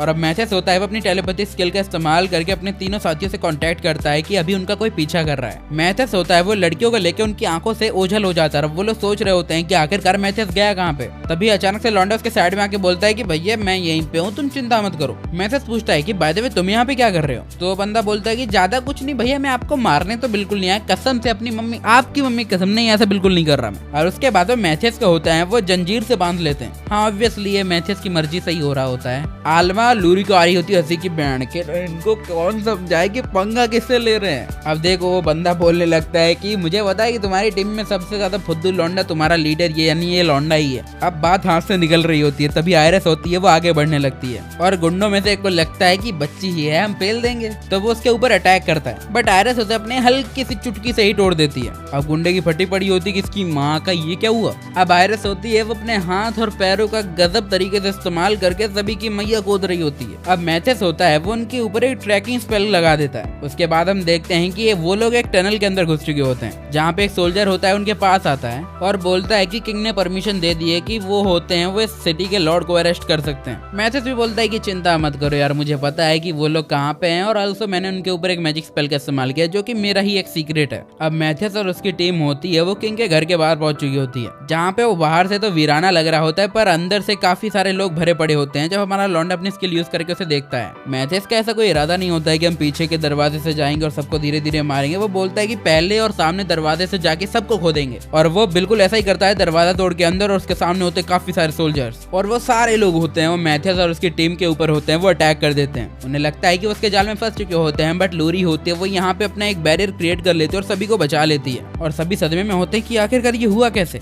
इतने में मैथेस होता है वो एक इलेक्ट्रिक करंट होता है वो सभी की बॉडी में पास कर देता है, यानी भन्ना जाते हैं सभी लोग। पर अभी तक उन लोगों को सिटी का लॉर्ड नहीं मिला होता, पता नहीं कहाँ पे होता है। पर मैथेस को पता होता है कि किंग कहीं ना कहीं बेसमेंट में ही छुपा होगा, और वो अपने स्किल का इस्तेमाल करते करते एक सीक्रेट डोर का लॉक खोज रहा होता है। और फाइनली वो उसे एक पेंटिंग के पीछे मिल भी जाता है। अब रास्ता होता है वो खुल जाता है और वो लोग होते अंदर जाने लगते हैं, जहाँ पे हम लॉर्ड को देखते हैं जो कि बोल रहा होता है कि हमारी मेंशन से अब बिल्कुल आवाजें नहीं आ रही हैं, शायद होगा हमारे सोल्जर ने बाकी सबको पेल दिया होगा। तभी मैथेस होता है वहाँ पे एंट्री मार के बोलता है नहीं भैया, मैंने ऊनो रिवर्स कर दिया तुम्हारा। तो लॉर्ड फिर से बोलता है कि तुम मेरे जाल में फिर से फंस चुके बच्चे हैं। और अचानक से ही काफी सारे लोग होते हैं वो निकल आते हैं बाहर यहाँ पे मैथेस के ऊपर अटैक करने के लिए। देन मैथेस होता है वो यहाँ पे एक फायर अटैक करता है जिससे सभी की एक ही बार में खुद जाती है। ये लॉर्ड सोच रहा होता है कि आखिरकार मैथेस ने ऐसा कर कैसे दिया। तभी आलमा बोलती है ये कितना बंडा आदमी है, इसको कुछ समझ क्यों नहीं आता। यहाँ पे जो सोल्जर मैथेस के साथ खड़ा होता है वो जाता है लॉर्ड के पास, उससे बोलता है कि तुम्हारे ससुराल से न्योता आया है, चलो मेरे साथ। देन मैथेस होता है वो लॉर्ड को बेहोश कर देता है और वो सोल्जर से अपने कंधों पे उठा लेता है। और तभी अचानक से जमीन आसमान सब कुछ हिलने लगता है। मैथेस बताता है कि एक तरीके का भूकंप है, क्योंकि हमारे डंजन के अंदर भी एक मैजिक वेन है जिसका इस्तेमाल करके ये सब हो रहा है, जिससे काफी सारे मॉन्स्टर होते हैं वो सिटी की ओर बढ़ रहे होते हैं। और मैथेस को पता होता है कि कुछ ही देर में वो यहाँ पे आ भी जाएंगे और उसे कुछ ना कुछ करना पड़ेगा, क्योंकि यहाँ पे 2 घंटे का टाइमिंग होता है उनके पास बचा है। अब मैथेस और उसकी टीम होती है वो डंजन के अंदर पहुंच जाती है, बट वहाँ पे सब कुछ सुनसान पड़ा होता है। तो मैथेस समझ जाता है कि वो लोग होते हैं वो जमीन के अंदर पहुंच चुके हैं, यानी लोअर लेवल पे। तो वो आयरस से बोलता है कि तुम ऐसा करो, दीवार में ही छेद करो, अब हम सीधा सीधा जाएंगे। तो आयरस बिल्कुल ऐसा ही करती है और छेद कर भी देती है, जिससे मैथेस को होता है वो ड्रैगन वेन भी दिख जाती है। अब मैथेस डिसाइड करता है कि जैसे ही मॉन्स्टर यहाँ पे आएंगे और इसे लेने की कोशिश करेंगे, हम उनसे पहले ही उन्हें खत्म कर देंगे। अब यहाँ पे हमारा लौंडा होता है वो कुछ ना कुछ करके अपने अपनी प्लानिंग सेट कर लेता है, और अब सारे मॉन्स्टर होते हैं वो उनकी ओर बढ़ रहे होते हैं। और मैथेस भी होता है वो बिना कुछ सोचे समझे सभी को पेल देता है। अब हम क्लेन नाम के एक डीमन को देखते हैं जो कि मैथेस का इंतजार कर रहा होता है, पर मैथेस को कहीं ना कहीं लग रहा होता है कि इस क्लेन के अंदर भी कोई दिक्कत है, इसलिए वो एक मैजिक इस्तेमाल करता है। उसे पता चलता है कि वो अभी डीमन लॉर्ड के साथ कम्युनिकेशन कर रहा है, और शायद क्लेन को होता है वो ड्रैगन वेन और यहाँ पे होने वाली हर चीज के बारे में सब कुछ पता है। मैथेस बिना कोई ज्यादा टाइम बर्बाद किए अपने स्वॉर्ड का मैजिक इस्तेमाल करता है और उसके ऊपर एक अटैक करने के लिए बढ़ता है, बट जैसे ही वो उसके ऊपर अटैक लैंड करता है वो अचानक से विस्फोट हो जाता है और मैथेस पीछे खिंच जाता है। ये कैसा तरीके का बैरियर होता है जो कि अटैकर के अटैक को उसी के ऊपर इंपल्सिव करता है। तभी एक डीमन की आवाज आती है क्लेन को, जो कि बोल रहा होता है कि बिना किसी देरी के इस मैथेस को मार दो। तभी मैथेस होता है वो लूरी को बोलता है कि उसकी प्रोटेक्शन भी करें, और लूरी भी उसके कहे अनुसार सारे काम करे जा रही होती है। अब मैथेस होता है वो क्लेन की ओर बढ़ रहा होता है, बट क्लेन ये समझ चुका होता है कि मैथेस क्लोज कॉम्बैट में काफी ज्यादा पावरफुल है, इसलिए वो उससे दूर हट जाता है और उसके साथ लॉन्ग रेंज में फाइट करने लगता है। पर अचानक से मैथेस उसके पीछे आ जाता है, तो क्लेन होता है वो उसके ऊपर एक अटैक कर देता है और मैथेस उससे बच जाता है। अब क्लेन को भी हल्का हल्का गुस्सा आ रहा होता है, इसलिए वो डिसाइड करता है कि उसे एक ही बार में से मारना होगा, इसलिए यहाँ वो मल्टीपल अटैक्स करने वाला होता है, और ऐसा ही वो करता भी है। तो मैथेस भी होता है वो अपने आप को प्रोटेक्ट करने के लिए एक बैरियर क्रिएट करता है, जिससे वो इजीली बच जाता है। और धुआं हटते ही क्लेन भी ये देख के शॉक हो जाता है। अब डीमन लॉर्ड होता है वो क्लेन से बोलता है कि अब वक्त आ चुका है अपने दूसरे प्लान पे मूव करने का। वो काफी सारे ट्रैप्स बिछा देता है मैथेस के लिए, और मैथेस होता है वो आगे बढ़ने लगता है। जहाँ से लूरी होती है वो पीछे से उसे कवर अप करते हुए सारे ट्रैप रिमूव कर रही होती है, और मैथेस आगे बढ़ रहा होता है। और अब क्लेन को भी लग रहा होता है कि भैया मेरा वक्त तो आ गया, मैं निपट गया। तभी अचानक से उसकी और डीमन लॉर्ड की कम्युनिकेशन होती है वो बीच में से टूट जाती है। क्लेन को लग रहा होता है कि फाइट अभी भी कुछ देर चलेगी, पर मैथेस बोलता है कि अब वक्त नहीं है मेरे पास, और वे उसके ऊपर बहुत ज्यादा जायंट अटैक करने लगता है। बट क्लेन खुद को प्रोटेक्ट करने की कोशिश जरूर करता है। तभी अचानक से मैथेस उसके बैरियर के अंदर अपनी तलवार डाल देता है। वो बोलता है कि जब से मैं तुम्हारे ऊपर अटैक कर रहा था मुझे ये नोटिस तो हो गया था कि तुम्हारी प्रोटेक्टिव बैरियर की वीकनेस क्या है, बस मुझे थोड़ा वक्त चाहिए था, मुझे सिर्फ एक सही टाइमिंग की जरूरत थी जो कि तुमने मुझे दे दी। और जैसे ही बैरियर टूटा वो वहाँ से क्लेन भागने लगता है। अब क्लेन वहाँ से भागने की सोच रहा होता है, तभी डीमन लॉर्ड की कनेक्शन फिर से बनते और वो बोलता है कि अब फाइनल अटैक करो। और यहाँ पे क्लेन के पास दूसरा कोई ऑप्शन नहीं होता है, इसलिए वो अब अपने रेज मोड में आ जाता है, और अब वो मैथेस के ऊपर ब्लास्ट अटैक करने लगता है, जो कि हमारे मैथेस को कुछ खास असर पड़ नहीं रहे होते। मैथेस उसके अटैक से तो बच रहा होता है, बट साथ में अपने अटैक भी कर रहा होता है, जिससे क्लेन जमीन पे आ जाता है और हमारा मैथेस उसके ऊपर काफी अटैक करता होता है, बट रेज मोड में थोड़ा इम्पैक्ट कम पड़ रहा होता है। और अब मैथेस होता है वो ज्यादा सोचने समझने का इंतजार नहीं करता है, बल्कि अपनी सारी पावर को होता है वो अपनी तलवार के अंदर एनहांस करता है और एक ही स्लैश में यहाँ पे क्लेन के हाथ को वो काट डालता है। और अब क्लेन को काफी गुस्सा आने लगता है, जिस वजह से वो मैथेस के ऊपर अटैक करने के लिए बढ़ जाता है। तो मैथेस भी होता है वो पूरे गुस्से के साथ में होता है अपनी तलवार का एक स्लैश चलाता है और उसका सर उसके धड़ से अलग हो जाता है। और यहाँ पे क्लेन के खत्म होते ही बाहर जितने भी मॉन्स्टर आए होते हैं वो सारे डिसअपियर हो जाते हैं। पर यहाँ पे मैथेस होता है वो डीमन लॉर्ड को ढूंढ रहा होता है कि आखिरकार वो कहाँ पे है। तभी डीमन लॉर्ड की आवाज आती है और वो बोलता है कि नहीं, तो मुझे तो नहीं ढूंढ सकते बच्चे। पर मैथेस कोशिश जारी रखता है और उसे ये पता चलता है कि डीमन लॉर्ड की आवाज एक बहुत छोटे टाउन से आ रही है। और साथ में मैथेस ये भी बोलता है कि तुम चिंता मत करो, मैं कैसे न कैसे भी करके तुम्हें ढूंढूंगा। अब उन दोनों की डिस्कशन हो चुकी होती है और मैथेस भी होता है वो रेडी होता है। और अब वो लोग डंजन के अंदर ही बैठे होते हैं और आग लगा के अपने हाथ ताप रहे होते हैं। जहाँ पे मैथेस बताता है कि अब उसका मकसद होता है डीमन लॉर्ड को ढूंढना। वो बताता है कि उसने ट्रांसफॉर्मेशन स्पेल का इस्तेमाल किया था, जिस वजह से अब उसे हल्की हल्की उसकी लोकेशन पता चल चुकी है। मैथेस के पास एक रास्ता होता है यहाँ पे डीमन लॉर्ड को ढूंढने का, एक ऐसा डिवाइस जो कई सालों पहले बनाया गया था। तो आलना पूछती है तो आखिरकार वो डिवाइस कहाँ पे है। तो यहाँ पे हमारा लौंडा बताता है कि वो रीनिया किंगडम के अंदर। पर मैथेस के पास कोई रास्ता नहीं होता है, वो उन्हें नहीं बता सकता है कि आखिरकार उसी ने ही ये सब बनाया था, क्योंकि मैथेस की सच्चाई होती है वो कई झूठ से बनी होती है। अब कुछ ही वक्त बाद हमारा मैथेस होता है वो कैपिटल के अंदर वापस आ जाता है, जहाँ पे जो उनकी अकेडमी होती है वो पूरी तरीके से कंस्ट्रक्शन के अंदर चली गई होती है, यानी रिनोवेशन हो रहा होता है। तभी वहाँ पे एडवर्ड भी एंट्री मारते हैं और वो बताते हैं कि अब वो लोग होते हैं इस बिल्डिंग को और मजबूत बना रहे हैं, जिससे अगर डीमन का अटैक हो भी तो वो उसे सस्टेन कर सकें। अब वो लोग एडवर्ड के साथ उसकी ऑफिस में चले जाते हैं, जहाँ पे हमारा लौंडा बताता है कि अब उसका मकसद हो चुका है डीमन लॉर्ड को ढूंढना पूरे किंगडम के अंदर। एडवर्ड को पता होता है कि वो टेरिटरी उनके अंदर नहीं आते, बट कॉपरेशन के लिए वो ऐसा करते हैं कि ऑफर लेटर लिख देते हैं जो कि उनकी गिल्ड के साथ थोड़ी बातचीत बिठा देगी। और अब एडवर्ड होता है वो उसे किंग से परमिशन दिलवा देता है, जिससे वो बॉर्डर क्रॉस कर सके, उनकी टेरिटरी में जा सके। और अब वो लोग होते हैं वो चुपचाप निकल जाते हैं अपने मकसद की ओर। वो लोग एक जगह पे रुकते हैं, जहाँ पे हमारा मैथेस मैप खोल के देखता है तो उसे पता चलता है कि यहाँ पे एक जगह है जिसके अंदर जाने की परमिशन नहीं है। पर मैथेस के पास इसके लिए भी एक प्लान होता है। यहाँ की एक लिमिट होती है कि लाइक तुम्हारा लेवल जितना हायर है तुम्हें उतनी परमिशन होती है वो एक्स्ट्रा मिलती है। इसलिए उन्हें सबसे पहले रेनिया एम्पायर के अंदर जाना है और उन्हें एक ए रैंक के एडवेंचर होने का सबूत लेना है। अब वो लोग होते हैं वो सिटी के अंदर पहुंच जाते हैं, जो कि काबिले खूबसूरत होती है। और मैथेस होता है वो अपने मकसद की ओर ध्यान देते हुए गिल्ड ही ढूंढ रहा होता है और फाइनली उन्हें मिल भी जाती है। और जब वो लोग अंदर जाते हैं तो कीटो नाम का बंदा होता है उनके पास आता है, वो बोलता है कि मैं आप ही का तो इंतजार कर रहा था, मुझे वैसे ही एडवर्ड की तरफ से लेटर मिल चुका है, तो ज्यादा घबराओ मत। मैथेस उन्हें बताता है कि असल में उसे ए रैंक के एडवेंचर होने का सबूत चाहिए। तो कीटो बोलता है कि नहीं, इसमें हम कुछ नहीं कर सकते, बल्कि तुम्हें एक प्री एग्जाम देनी पड़ेगी, अगर तुम इसमें पास हो जाते हो तो तुम ये कर सकते। तभी अचानक से वहाँ पे जिलियस नाम का एक बंदा आ जाता है और बोलता है कि यहाँ पे वो एक इंस्ट्रक्टर की जगह ले रहा है, क्योंकि वो बीमार है तो उसको वैसे प्रॉक्टर कहते हैं। हमें ये भी पता चलता है जिलियस होता है वो एक एस रैंक का एडवेंचर होता है और आज तक वो कभी भी कोई मैच हारा नहीं है। जिलियस भी बोलता है कि मेरे सामने टिकने वाला आज तक कोई पैदा ही नहीं हुआ। तो मैथेस बोलता है कि तेरे सामने देख, तेरे पापा भी खड़े हैं। अब वो लोग होते हैं वो मैच के लिए आगे बढ़ने लगते हैं, जहाँ पे जिलियस होता है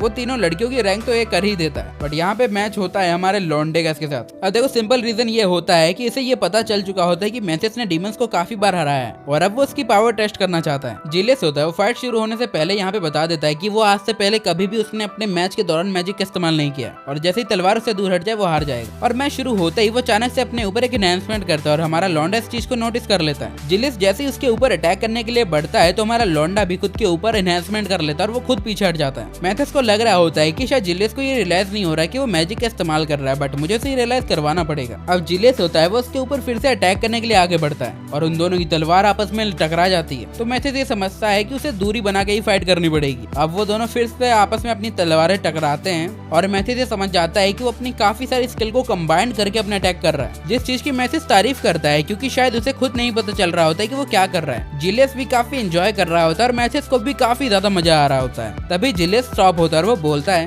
कि मैथेस कहीं तुम मेरे सामने होल्ड बैक तो नहीं कर रहे। मैथेस बोलता है कि एक्चुअली यस आई एम। तो मैथेस होता है वो एक जंप मारता और हवा में चला जाता है और अपनी स्पीड बढ़ाते हुए उसके ऊपर अटैक कर देता है, बट जिलियस होता है वो अपनी स्वॉर्ड से उसे काउंटर करने की कोशिश करता है और उसके बाद वो उसे धक्का मार के पीछे फेंक देता है। अब जिलियस को लगता है कि शायद मैथेस ने अपना पूरा पोटेंशियल उसे दिखा दिया, इस वजह से अब वो भी अपना फुल पोटेंशियल यूज करने के लिए आगे बढ़ता है। और जब वो अपने करतब दिखा रहा होता है मैथेस को ये पता चल जाता है कि असल में वो मैथेस की कॉपी ही कर रहा है। और जब यहाँ पे जिलियस अपना फाइनल अटैक करता है तो वहाँ पे धुआं ही धुआं छा जाता है और जिलियस को लगने लगता है कि शायद अब मैथेस होता है वो यहाँ पे हार चुका है। पर मैथेस होता है वो एक झटके के साथ ही वहाँ से सारा कोहरा हटा देता है और मैथेस बोलता है कि देखो यार, तुम्हारे जितने भी स्ट्रेंथ हो बट मेरे सामने वो काफी नहीं है। और अब वो दोनों होते हैं वो फिर से लड़ाई का मजा ले रहे होते हैं और एक मोमेंट देख के मैथेस होता है वो जिलियस को पीछे फेंक देता है और जब जिलियस को लगता है कि अब उसके पास कोई ऑप्शन नहीं है वो सीधा हार मान लेता है, जिससे यहाँ पे हमारे लौंडे के साथ ही खुश हो जाते हैं। अब देखो जिलेस होता है वो ट्रूली सीखने का भूखा होता है। वो यहाँ पे मेथड से बोलता है क्या तुम मुझे कोई टिप विप देना चाहोगे? तो मेथड उसे एक बुक देता है और वो बोलता है कि इसके अंदर वो सब लिखा है जिससे तुम जो चाहे वो सीख सकते हो। और जिलेस जैसे ही उस बुक को खोलता है वो बोलता है कि यार पढ़ाई तो एक लौती चीज है जो मुझसे नहीं होती है। अरे ये तो अस मोमेंट हो गया। अब मेथड होता है वो यहाँ से निकलने वाला होता है, तभी जिलेस बोलता है कि चाहे तो वो उसे एस रैंक दे सकता है। तो मेथड बोलता है कि उसे रैंक से कोई मतलब नहीं है क्योंकि उसे सिर्फ ए रैंक चाहिए जिससे वो इस एरिया के रेस्ट्रिक्टेड पार्ट में जा सके। जिलेस उन्हें वार्निंग देता है कि जहाँ पे वो लोग जाने की कोशिश कर रहे हैं वहाँ पे अभी तक काफी एडवेंचर जा चुके हैं बट वो वापस नहीं आए हैं। अब मेथड होता है वो उस रेस्ट्रिक्टेड एरिया के गेट के पास पहुंच जाता है जहाँ पे गार्ड्स उसे रोकते हैं। तो मेथड बताता है कि असल में वो यहाँ पे एज ए एडवेंचरर आया है, जिसके बाद वो गार्ड्स होते हैं वो उन लोगों को पास दे देते हैं। अब वो लोग होते हैं जब अंदर जा रहे होते हैं तभी मेथड को पता लग चुका होता है कि इस पासेस के ऊपर कुछ डीमन हैंड राइटिंग है या फिर कोड्स जो कि बेसिकली डीमंस ही लिख सकते हैं। और जब मेथड ये सारी बातें पेल ही रहा होता है तभी हमें पता चलता है कि कुछ लोग होते हैं वो मेथड के ऊपर नजरें बनाए बैठे होते हैं। मेथड को भी पता होता है कि उनके ऊपर नजरें रखी जा रही होती है, इसलिए मेथड प्लान बनाता है कि अब वो लोग होते हैं वो हल्की देर के लिए स्प्लिट हो जाएंगे जिससे उनका थोड़ा संतुलन बिगड़ेगा और उसके बाद हम उन्हें पेल देंगे। सबसे पहले ही हमारा लौंडा होता है वो मैजिक का इस्तेमाल करके यहाँ पे आल्मा और लूरी के क्लोन्स बना देता है जो कि कुछ दूरी से ही दिखाई देंगे। अब मेथड होता है खुले एरिया में चला जाता है जहाँ पे जो रिफ्लेक्शन होती है आल्मा लूरी की वो उनके साथ होती है। मेथड प्रिटेंड करने लगता है कि भैया मेरे को छोड़ दो, हमारे ऊपर हमला होने वाला है। तो यहाँ पे जो लोग उसके छुप को देख रहे होते हैं समझ आ चुका होता है कि लौंडा समझ चुका है यहाँ पे क्या चल रहा है, इसलिए वो मेथड के ऊपर बहुत सारे तीर फायर कर देते हैं। पर उन तीरों का हमारे लौंडो पे कोई असर नहीं पड़ रहा होता है। तभी एरिस होती है वो अपने स्पीयर का इस्तेमाल करती है और जब उसे थ्रो करने ही वाली होती है तभी हमारा मेथड होता है उसको नीचे ही गिरा देता है। आई मीन शौकीन तो है लौंडा। वहीं पे हम देखते हैं कि आल्मा लूरी होती है वो लोग के एकदम पीछे छुपी होती है और अब जो लूरी होती है वो हमारे लौंडे के द्वारा दी गई एक मैजिक आइटम को वहाँ पे एक्टिवेट कर देती है, जिससे होता यह है कि जितने भी डाकू होते हैं वो वहाँ पे बेहोश होने लगते हैं, जिसके साथ में हमारी आल्मा लूरी भी। और जब मेथड और आयरस वहाँ पे आते हैं वो नोटिस करते हैं कि ये दोनों पहले ही निपट गए हैं। तो आयरस बोलती है कि ऐसे कैसे छोड़ दें, अब तो मजे लेने की बारी है। तो मेथड होता है वो अपने मैजिक का इस्तेमाल करके उन्हें जगा देता है। तभी आल्मा अपना चेहरा मिरर में देखते हुए बोलती है इसकी माँ का मेरा चेहरा किसने बिगाड़ा। आयरस वाज लाइक कि मैंने क्या किया, मेरे को काहे को देख रही है। अब वो लोग होते हैं अपनी फाइनल डेस्टिनेशन तक पहुंच जाते हैं जहाँ पे हर कोई होता है वो डीमन बन चुका होता है, जिसकी प्रेजेंस होती है वो हवा में भी फील हो रही होती है। मेथड बताता है कि वो एक तरीके से डैमी डीमंस हैं जो कि आपस में एक दूसरे से लिंक हैं। इस वजह से अगर उन्हें यहाँ के अंदर घुसना है तो चोरी चुप के ही अंदर घुसना पड़ेगा, और जो कि प्लान हमारा लौंडा पहले ही बना चुका होता है। मेथड को यहाँ पे एक गेट मिल चुका होता है जो कि हिडन होता है, जिसे वो अपने मैजिक से हटा देता है। वो ये बताता है कि अगर हम इस जगह को फॉलो करेंगे तो हम टाउन के सेंटर तक पहुंच जाएंगे। वो लोग रास्ता फॉलो करते करते जब जा ही रहे होते हैं तो वहाँ पे उन्हें एक डीमन की प्रेजेंस फील होती है। तो मेथड होता है वो अपने मैजिक का इस्तेमाल करके उसे पैरालाइज कर देता है। और जब वो लोग होते हैं वो टाउन के सेंट्रल में पहुंच जाते हैं तो वो नोटिस करते हैं कि सारे ह्यूमंस जो कि अभी तक डीमंस नहीं बने हैं वो ऑलमोस्ट ज़ॉम्बी बन चुके हैं, लाइक जिनका खुद के माइंड पे कोई कंट्रोल ही नहीं है। जब मेथड उनमें से एक की चेकिंग करता है तो उसे पता चलता है कि सबका ब्रेन वॉश कर दिया गया है। लूरी को भी यही लग रहा होता है कि डीमन बड़े भड़वे किस्म के लोग होते हैं। जब मेथड और उसकी टीम होती है उन लोगों को फॉलो करती है तो उन्हें पता चलता है कि कुछ डीमन होते हैं उनका ब्रेन वॉश कर रहे होते हैं मैजिक से, इसलिए वो लोग भी ऐसा ज़ॉम्बी प्रिटेंड करके अंदर जाने लगते हैं कि अंदर हो क्या रहा है भैया पता तो चले। तो अंदर जाके ये फाइनली क्लियर हो जाता है कि सारे ह्यूमंस होते हैं जिनका ब्रेन वॉश कर दिया गया है वो एक्सप्लोजिव बना रहे हैं और इस अमाउंट में बना रहे हैं कि पूरे कैपिटल को एक ही बार में फाड़ दिया जाए। अब मेथड होता है वो रात में प्लान बना रहा होता है कि ज्यादा देर होने से पहले उन्हें ये सब खत्म करना होगा, पर उनके पास कोई प्लान नहीं होता है। लाइक अगर वो एक भी डीमन पे हमला करेंगे तो वो सीधा होता है वो दूसरे पे भी ट्रांसफर होगा और इजीली उन्हें पकड़ा जा सकता है। आल्मा सलाह देती है कि तो हम सब पे एक साथ अटैक कर देते हैं। तो मेथड बोलता है तो हमारे बचने का चांस 0 है। तो मेथड होता है वो अपने टीम वर्क का जादू करके दिखाने वाला होता है, इसलिए अचानक से एक जगह से एनर्जी होती है वो ब्लास्ट होने लगती है और अब सभी डीमंस होते हैं वो अपने रियल फॉर्म में आ जाते हैं और देख रहे होते हैं कि क्या सब चल रहा है। सब लोग कंफ्यूज होते हैं। तभी हम उन लोगों के लीडर को देखते हैं जो कि अपने बाकी साथियों से बोलता है कि जहाँ से भी एनर्जी फ्लो हो रही है जाके उस सोर्स को तबाह कर दो। एंड जब वो सारे डीमंस होते हैं उस एरिया पे पहुंचते हैं उन्हें कोई नहीं मिलता है। तभी अचानक से आयरस की एंट्री हो जाती है और जब वो कुछ करे आयरस को पहले उससे पहले ही मेथड उन्हें पीछे से निपटा देता है और एक पे अटैक होते ही सब ये रियलाइज कर लेते हैं कि अटैक होना शुरू हो चुका है। तो जब दूसरा उसे बचाने के लिए जाता है तो ऊपर ही फट जाता है। सिंपली उन्होंने यहाँ पे ट्रैप्स होते हैं वो कनेक्ट किए होते हैं। जब एक दूसरा डीमन यहाँ पे कुछ करने ही वाला होता है तभी मेथड उसके पीछे आ जाता है। वहीं हम दूसरे उनके लीडर को देखते हैं जो कि सोच रहा होता है कि आखिरकार उसके कंपेनियन होते हैं उससे बात क्यों नहीं कर रहे हैं और आखिरकार ये सब क्या चल रहा है। और हमें थोड़े वक्त पहले का सीन दिखाया जाता है जहाँ पे मेथड ने ये प्लान बनाया होता है कि वो आयरस की पावर को फ्लो करेंगे जिससे सारे डीमन होते हैं उनकी ओर आकर्षित होंगे और वो उनकी ओर बढ़ेंगे। तो आल्मा और लूरी होते हैं वो उस वक्त उनका ख्याल रखेंगे और उनका प्लान एकदम बढ़िया चल रहा होता है जहाँ पे आयरस और हमारा लौंडा मिलके सबको फाड़ रहे होते हैं। और जब एक डीमन होता है वो शाणपत्ती करते हुए आयरस के सर पे तलवार दे मारता है तो उसकी तलवार ही टूट जाती है, जिसके बाद आयरस उसे खोद देती है। और जब उसमें से एक साथी डीमन होता है वहाँ से भागने की कोशिश करता है तो मेथड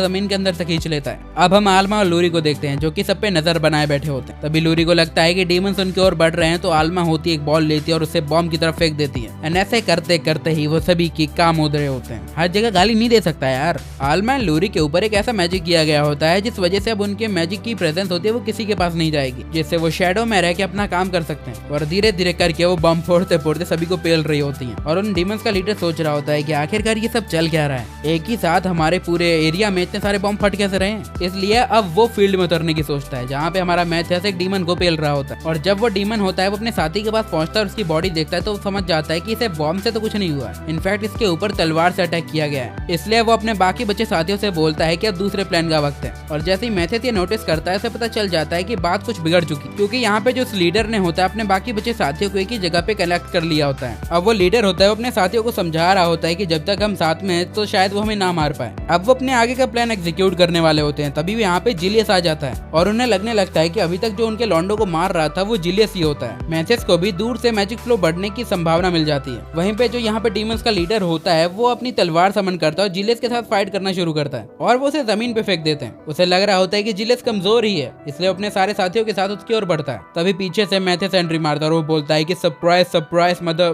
खैर छोड़ो, और उसके दो और डीमन को पेल देता है। देन बाकी बचे डीमन होते हैं मैथ्यस के ऊपर अटैक करने के लिए बढ़ते हैं, तो आयरिस होती है वो अपने स्फीयर का इस्तेमाल करके वहाँ पे विस्फोट कर देती है। तो जिलियस और ये जो लीडर होता है वो साथ में लड़ने लगते हैं। अभी तक उसे काफी ज्यादा घाव आ रहे होते हैं बट कोई फर्क नहीं पड़ता, बल्कि जिलियस को होता है वो काफी ज्यादा फर्क पड़ रहा होता है। ये डीमन बोलने लगता है कि बेटे तुम्हारा मेरे सामने कोई मैच ही नहीं है। तो जिलियस बोलता है कि मुझे कमजोर मत समझो, और साथ ही साथ मैथ्यस से ये भी बोलता है कि तुम बीच में बिल्कुल मत आना, ये काम मेरा है और मैं करके रहूंगा। अब वो दोनों ही होते हैं वो साथ में अपने फुल पोटेंशियल से फाइट करने लगते हैं। मैथ्यस को पता होता है कि उन दोनों ने ही काफी ज्यादा इंप्रूवमेंट की है, बट फिर भी यहाँ पे जिलियस होता है वो उससे हार रहा होता है। और वो डीमन बोलता है कि तुम्हारा तो कुछ नहीं हो सकता बच्चे। तो जिलियस बोलता है कि ऐसे कैसे, और अब वो अपना एक मैजिक इस्तेमाल करता है और एक ऐसा अटैक करता है जिससे इस डीमन के परखच्चे उड़ने लगते हैं। अब ये डीमन इस अटैक से काफी गुस्सा हो जाता है और जिलियस के ऊपर एक ऐसा अटैक करता है जिससे यहाँ पे जिलियस एक अपने घुटने पे आ जाता है। भाई लौंडे की यही तो पावर होनी चाहिए, गांड फटी है फिर भी मैथ्यस को मना कर रहा है कि मेरे बीच में मत आइयो। जूलियस फिर से अपने मैजिक का इस्तेमाल करता है और यहाँ पे उसके ऊपर एक शानदार सा अटैक करता है जो कि काफी इम्पैक्टफुल होता है। बट ये डीमन यहाँ पे हार मानने की कोशिश नहीं करता, बल्कि वो अपना एक फाइनल अटैक करने वाला होता है। अब वो दोनों ही अपनी तलवार को एनहेंस कर लेते हैं और एक दूसरे की ओर अटैक करने के लिए बढ़ने लगते हैं। वेल जाहिर सी बात है किसी एक को तो निपटना ही है, तो जिलियस कैसे ही निपट सकता है, अच्छा लौंडा है। तो डीमन निपट जाता है। जिलियस अपनी जीत से इतना खुश होता है कि वो खुशी के मारे बेहोश ही हो जाता है। और मैथ्यस भी होता है उसकी तारीफ कर रहा होता है कि भैया तुम कमाल थे इस मैच में। जब ये सब चल ही रहा होता है तो वो डीमन होता है अचानक से वापस उठ खड़ा होता है और उनके ऊपर अटैक करने के लिए बढ़ता है, पर मैथ्यस होता है उसे रोक लेता है। उन सबको लग रहा होता है कि आखिरकार मरने के बाद भी ये उठ कैसे खड़ा हुआ। तो हमें पता चलता है कि डीमन लॉर्ड होता है उसकी बॉडी के थ्रू बात कर रहा होता है। वो बोलने लगता है कि हाँ फिलहाल के लिए तो तू जीत गया, बट याद रखना कि जब भी मैं तेरे पास आऊंगा मैं तेरे इतने टुकड़े करूंगा कि तू जिंदगी भर ये नहीं भूल पाएगी कि तुझे मारा किसने था। आई नो काफी घटिया था ये। और उसके बाद वो वहाँ से गायब हो जाता है और मैथ्यस सोच रहा होता है तो अच्छा अभी तक डीमन लॉर्ड ये सारी बकचोदी कर रहा था। और उसके बाद वो जिलियस को होता है वो सबसे पहले ठीक करता है। अब देखो डीमन के खत्म होने के बाद सभी लोगों से माइंड कंट्रोल मैजिक हट जाता है और सब लोग अपने होश में आ जाते हैं, जहाँ पे जिलियस सबको बताता है कि फिलहाल के लिए मैं तुम लोगों का मालिक हूँ। I am an temporary ruler of this town. Matthias बोलता है कि इससे बढ़िया ये टाउन में डीमंस को ही दे देता। अब मैथ्यस का यहाँ से भी जाने का वक्त आ चुका था,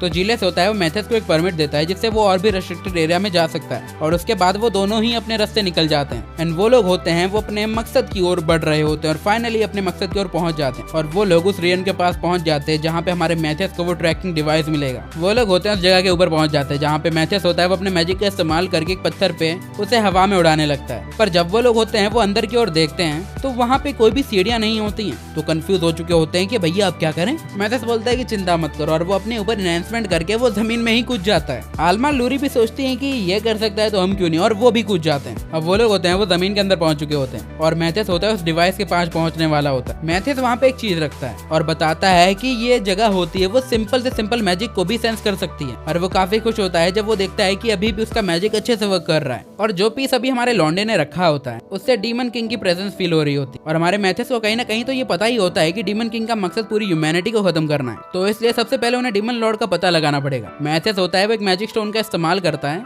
और ऑर्डर देता है उस मशीन को कि उसे बहुत ज्यादा लंबे दायरे में उसे स्कैन करना कि डीमन लॉर्ड कहाँ है। और यहाँ पे प्रोसेस इतनी तेजी से आगे बढ़ती है कि आसमान में विस्फोट हो जाए। जब ये स्कैनिंग हो रही होती है तभी अचानक से सारी स्क्रीन होती है वो रेड में कन्वर्ट हो जाती है। तो मैथ्यस को पता चलता है कि डीमन लॉर्ड अपनी सील तोड़ने ही वाला है, कुछ भी बोलूंगा तो विवाद हो जाएगा। आल्मा बोलती है क्या हम डीमन लॉर्ड को वापस सील में नहीं डाल सकते। मैसेज बताता है कि डीमन लॉर्ड का नाम है ज़ाडियस और जिस हिसाब से भी उनकी पावर है ना वो उसके सामने कुछ भी नहीं है। और अगर लक बाय चांस भी अगर उनके जीतने का 1% भी चांस है तो उनकी कीमत होगी पूरी ह्यूमैनिटी का खात्मा। आयरस सोचने लगती है कि अगर डीमन लॉर्ड है तो हमारे पास ऐसे भी तो वेपन होंगे जो कि डीमन लॉर्ड को खत्म कर सके। मैसेज को लगता है कि बेवकूफ के पास दिमाग तो बहुत है, इसलिए वो डिसाइड करता है कि अब वो मैजिक का इस्तेमाल करके एंशिएंट वेपन्स ढूंढेगा। मैसेज ने अपने पास्ट लाइफ में काफी ऐसे वेपन्स बनाए थे जो किसी को भी हरा सकते और शायद वो अभी के करंट टाइम में काफी जगहों पे फैले हुए होंगे। और मैसेज को तलाश होती है अपने सबसे पावरफुल वेपन की और जब वो उसे स्कैन करता है तो उसे पता चलता है कि वो वेपन अभी करंट किंग के बेसमेंट में है। मैसेज को लगता है कि अब ये उसका मौका है। तभी ज़ाडियस होता है वो अपनी सील तोड़ देता है और मैसेज और उसके साथी होते हैं वो किंग के पैलेस तक निकल लेते हैं। और जब वो लोग होते हैं वो पैलेस की ओर जा रहे होते हैं तो मैसेज होता है लूरी और आल्मा को 2 मैजिक स्टोन देता है और वो बोलता है कि तुम्हारे बहुत काम आएंगे। और रास्ते में ही जब वो लोग जा रहे होते हैं तभी ज़ाडियस के मैजिक को फील कर पाते हैं वो लोग। मैसेज बोलता है कि वो डीमन हमारे ही पीछे आ रहा है, इसलिए लूरी और आल्मा होते हैं वो नीचे कूद जाते हैं हमारे मैसेज की तलवार ढूंढने के लिए और मैजिक स्टोन होते हैं उसे वहां तक रिडायरेक्ट भी कर रहे होते हैं। वहीं दूसरी ओर मैसेज होता है वो आयरस के साथ मिलकर यहाँ पे ज़ाडियस के इंतजार कर रहा होता है कि अभी तेरी मां खो दूंगा। मैसेज ने अपनी तलवार को होता है वो एनहेंस कर लिया होता है क्योंकि अब वो पहला अटैक करने वाला होता है। अचानक से ये एनवायरमेंट होता है वो धीरे धीरे करके चेंज होने लगता है और बादल होते हैं वो लाल होने लगते हैं और आयरस यानी कि ड्रैगन को ऊपर देख के सबको लगता है कि ये लोग उसके दुश्मन है। तभी यहाँ पे सील ब्रोक होती है और यहाँ पे हमारा ज़ाडियस होता है वो बाहर आने लगता है। मैसेज होता है उस जगह के ऊपर एक अटैक करता है बट वो उस पर कुछ भी फर्क नहीं पड़ता है। अब ज़ाडियस होता है वो सभी के सामने आ जाता है और मैसेज होता है वो अपने ड्रैगन यानी आयरस को बोलता है कि अपने ड्रैगन ब्रेथ का इस्तेमाल करो। देन जैसे ही ज़ाडियस होता है वो उन लोगों के ऊपर अटैक करता है तो यहाँ पे आयरस अपने ड्रैगन ब्रेथ का इस्तेमाल करके उससे रोकने लगता है। जहाँ पे ये सारा नजारा होता है वो आल्मा और लूरी होते हैं वो देख रहे होते हैं और साथ में पूरा टाउन भी। फिर उसके बाद उन्हें याद आता है कि उन्हें मैसेज की तलवार भी ढूंढनी है और वो भागने लगते हैं। वहीं पे ज़ाडियस को होता है वो कुछ भी फर्क नहीं पड़ा होता है। वो बोल रहा होता है कि मैं तुमसे कब से फाइट करना चाह रहा था मैसेज,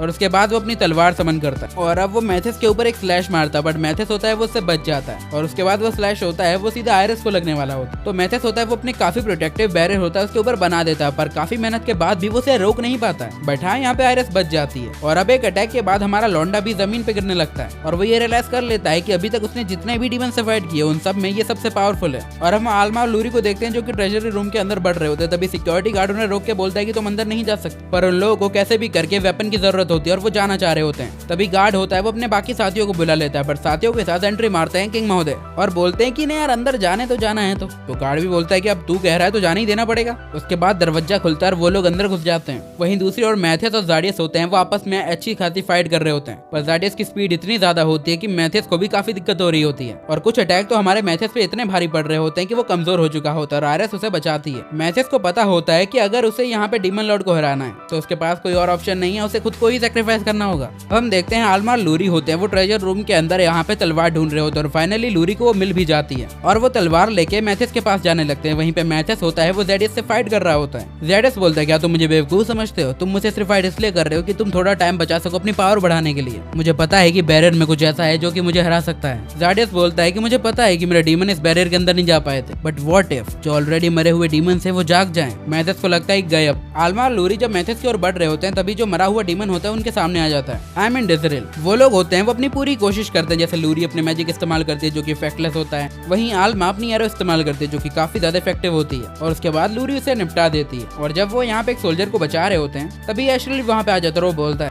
ये तलवार मुझे दे दे ठकुराइन। डेज़रेल होता है वो बोलता है कि चुपचाप वो वेपन मुझे दे दो वरना तुम्हारे साथियों के साथ मैं बहुत कुछ गलत कर सकता हूँ। फिर से हम मैसेज और ज़ाडियस को देखते हैं जहाँ पे मैसेज बोलता है कि तुम उनकी डेड बॉडी का इस्तेमाल कर रहे हो। ज़ाडियस बोलता है कि हाँ और मैंने उन्हें ऑर्डर भी दिया कि तुम्हारे सारे साथियों को मार दे। मैसेज होता है वो अपने पूरे मैजिक से होता है वो बैरियर को प्रोटेक्ट कर रहा होता है। मैसेज पूरी कोशिश कर रहा होता है कि वो अपने सारे दोस्तों इंक्लूडिंग आयरस और सभी की हेल्प कर सके पर उससे वही कमजोर होता जा रहा होता है। ज़ाडियस बोलता है कि कब तक कमजोर इंसानों के पीछे रहोगे, मुझे अपनी असली पावर दिखाओ। वहीं अंदर की ओर आल्मा और लूरी परेशान हो रहे होते हैं। एशरिल उनसे धमकी दे रहा होता है कि क्या तुम अपने साथियों को मरते हुए देखना चाहती हो। वहीं ज़ाडियस बोल रहा होता है कि छोड़ो भी यार सब कुछ खत्म करते हैं। मैसेज सोच रहा होता है कि आखिरकार मैं क्या करूं, क्या मैं खुद को फिर से रीइंकार्नेट कर लूं, शायद एक अगले एरा में ये जब कमजोर हो चुका हो। हाँ हो सकता है कि अभी के लोग मर जाएं बट क्या फर्क पड़ता। पर तभी उसे अपने दोस्तों की याद आती है और वो सीधा ज़ाडियस के ऊपर अटैक कर देता है और जब एशरिल होता है वो तलवार लेने जा रहा होता है तभी ऊपर से बाकी सारे लोग होते हैं उसके ऊपर अटैक कर देते हैं। बोलते हैं वो लोग कि हमारा भी तो काम है यार अपने लोगों को प्रोटेक्ट करना। और उसके बाद सारे लोग मिलके होते हैं वो एस्ट्रेल को दबोच लेते हैं और आल्मा और लूरी होते हैं वो तलवार लेके वहाँ से भागते हैं। वहीं मैथस अपने आप की पूरी कोशिश कर रहा होता है, चाहे वो कितने भी कमजोर पल क्यों ना हो, पर मैं खुद को जिता के छोड़ूंगा। अब मैथस होता है वो आयरस के ऊपर बैठ जाता है और उसकी ड्रैगन ब्रेथ का इस्तेमाल करते हुए उसकी ओर बढ़ने लगता है, बट फायदा क्या होता है, कुछ भी नहीं। आयरस जमीन पे गिर जाती है, तभी वहाँ पे आल्मा लूरी आ जाती है। आयरस बोलती है कि जाओ और उसे जल्दी से तलवार दो।